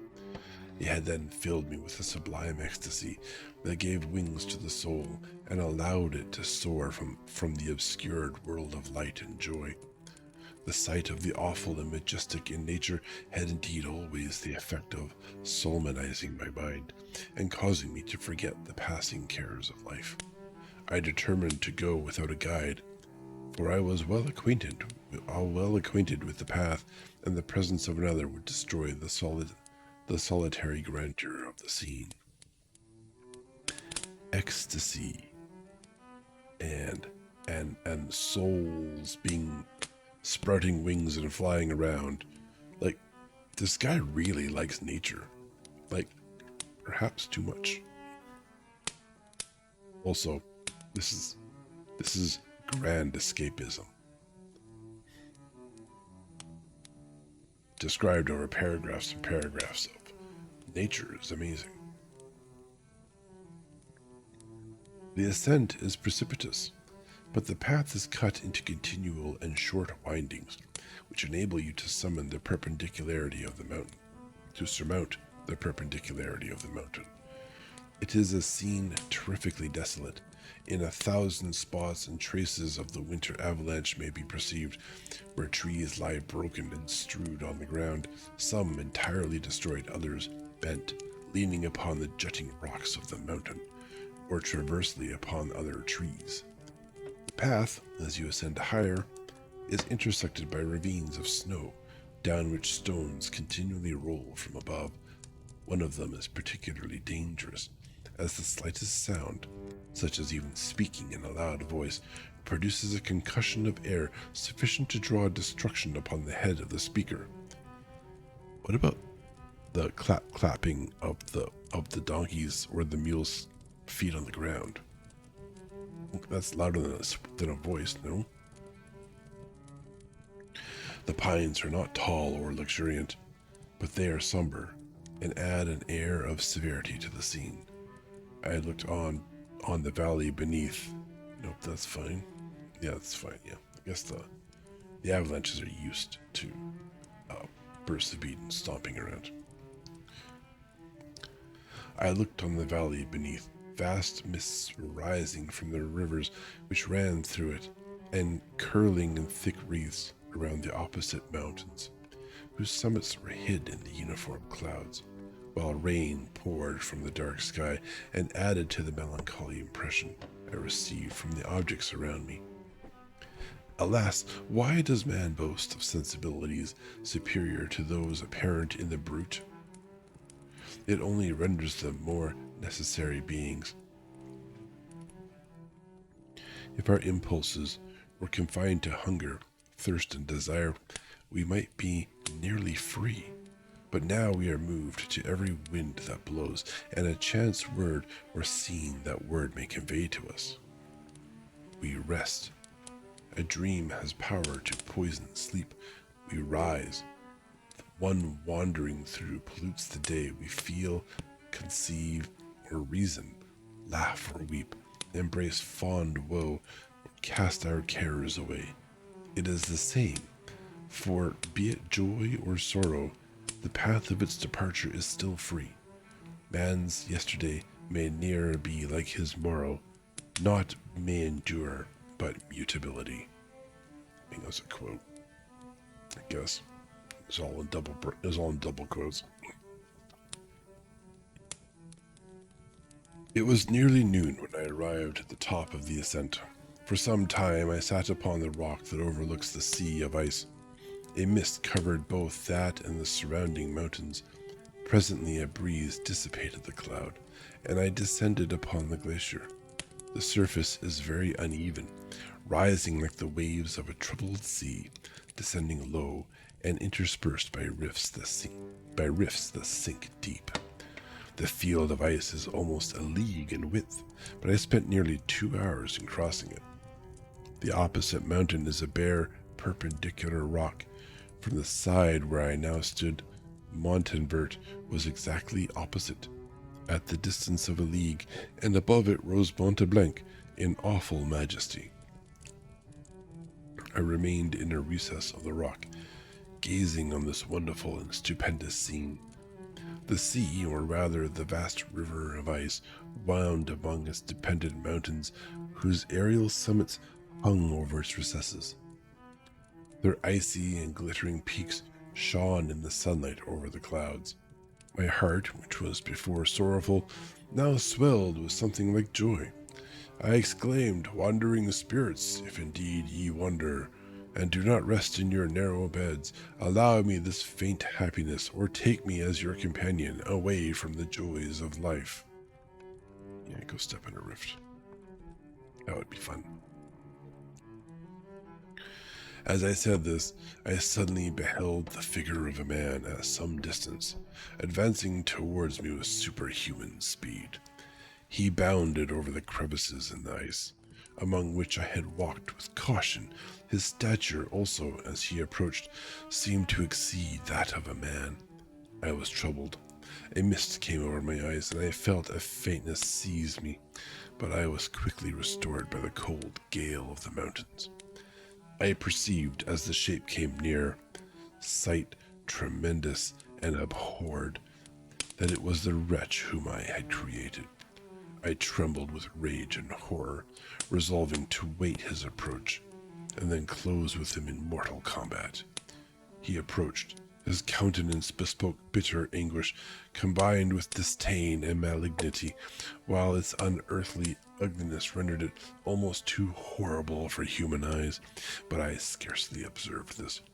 Rage and hatred had at first deprived me of utterance, and I recovered only to overwhelm him with words expressive of furious detestation and contempt.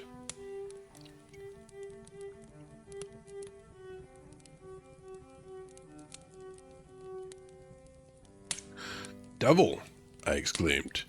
"Do you dare approach me? Do not you fear the fierce vengeance of my arm wreaked on your miserable head?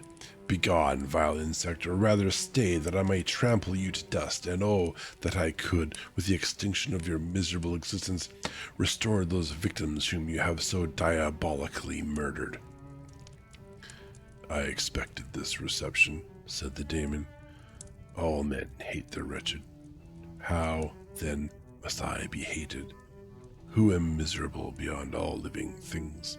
Yet you, my creator, detest and spurn me, thy creature to whom thou art bound by ties only dissoluble by the annihilation of one of us.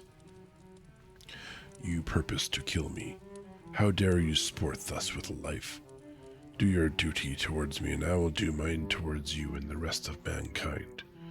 If you will comply with my conditions, I will leave them and you at peace.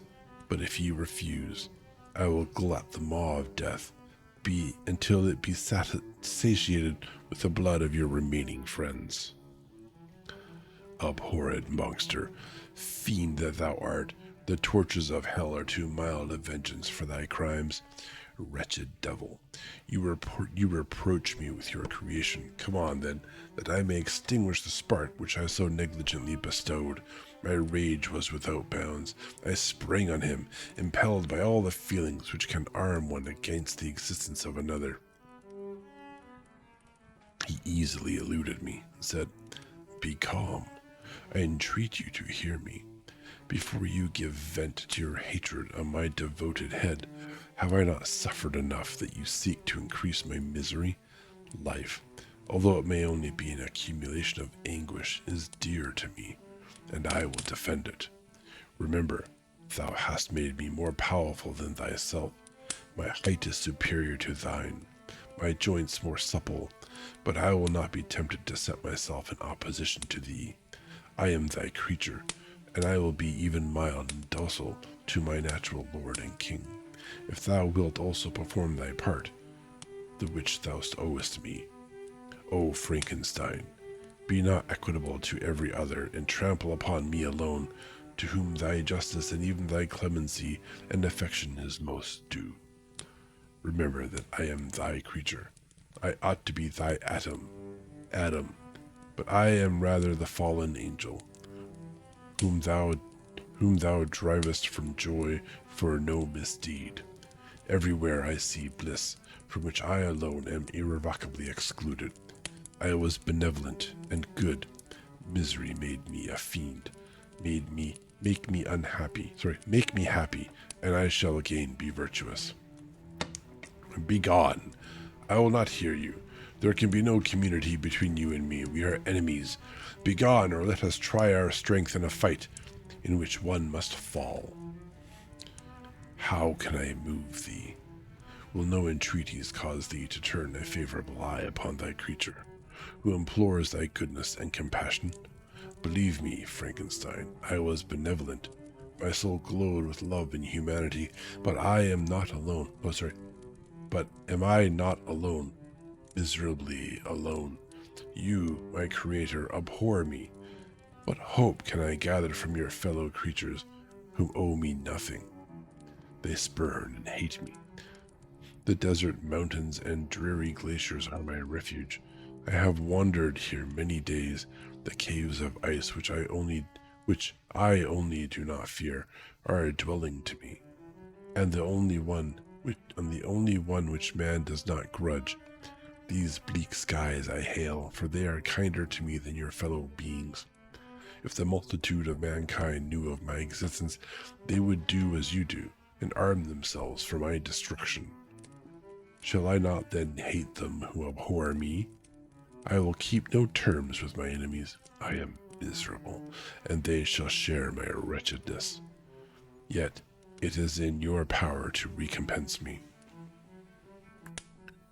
and deliver them from an evil which it only remains for you to make so great that not only you and your family, but thousands of others shall be swallowed up in the whirlwinds of its rage. Let your compassion be moved, and do not disdain me. Listen to my tale. When you have heard that, abandon or commiserate me as you shall judge that I deserve, but hear me. The guilty are allowed by human laws, bloody as they are, to speak in their own defense before they are condemned. Listen to me, Frankenstein. You accuse me of murder, and yet you would, with a satisfied conscience, destroy your own creature. Oh, praise the eternal justice of man. Yet I ask you not to spare me. Listen to me, and then, if you can, and if you will, destroy the work of your hands. Why do you call to my remembrance? I rejoined, circumstances of which I shudder to reflect that I have been the miserable origin and author. Cursed to be the day, abhorred devil, in which you first saw light. Cursed, although I curse myself, be the hands that formed you. You have made me wretched beyond expression. You have left me no power to consider whether I am just to you or not. Begone. Relieve me from the sight of your detested form. Thus I relieve thee, my creator, he said, and placed his hated hands before my eyes, which I flung from me with violence. Thus I take from thee a sight which you abhor. Still thou canst listen to me, and grant me thy compassion. By the virtues that I once possessed, I demand this from you. Hear my tale. It is long and strange, and the temperature of this place is not fitting to your fine sensations. Come to the hut upon the mountain. The sun is yet high in the heavens before it descends to hide itself behind yon snowy precipices and illuminate another world. You will have heard my story and can decide. On you it rests whether I quit forever the neighborhood of man and lead a hapless life, or become the scourge of your fellow creatures and the author of your own speedy ruin. As he said this, he led the way across the ice. I followed. My heart was full, and I did not answer him, but as I proceeded, I weighed the various arguments that he had used and determined at least to listen to his tale. I was partly urged by curiosity, and compassion confirmed my resolution. I had hitherto supposed him to be the murderer of my brother, and I eagerly sought a confirmation or denial of this opinion. For the first time, also, I felt what the duties of a creator towards his creature were, and that I ought to render him happy before I complained of his wickedness. These motives urged me to comply with his demand. We crossed the ice, therefore, and ascended the opposite rock. The air was cold, and the rain again began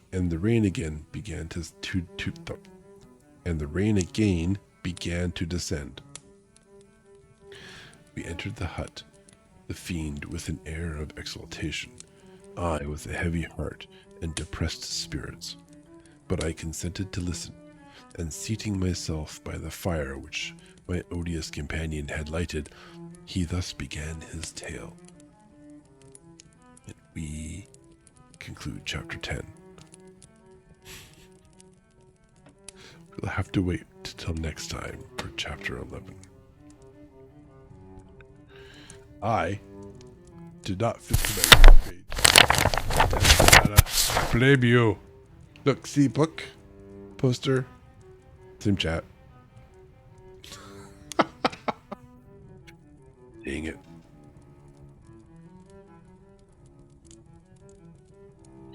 I should perhaps rename the just talking scene to the just go somewhere else scene. Start here, go somewhere else. Here, near the end. Yeah, here at the end. Holy cow. And back to the just talking scene. That's how that works.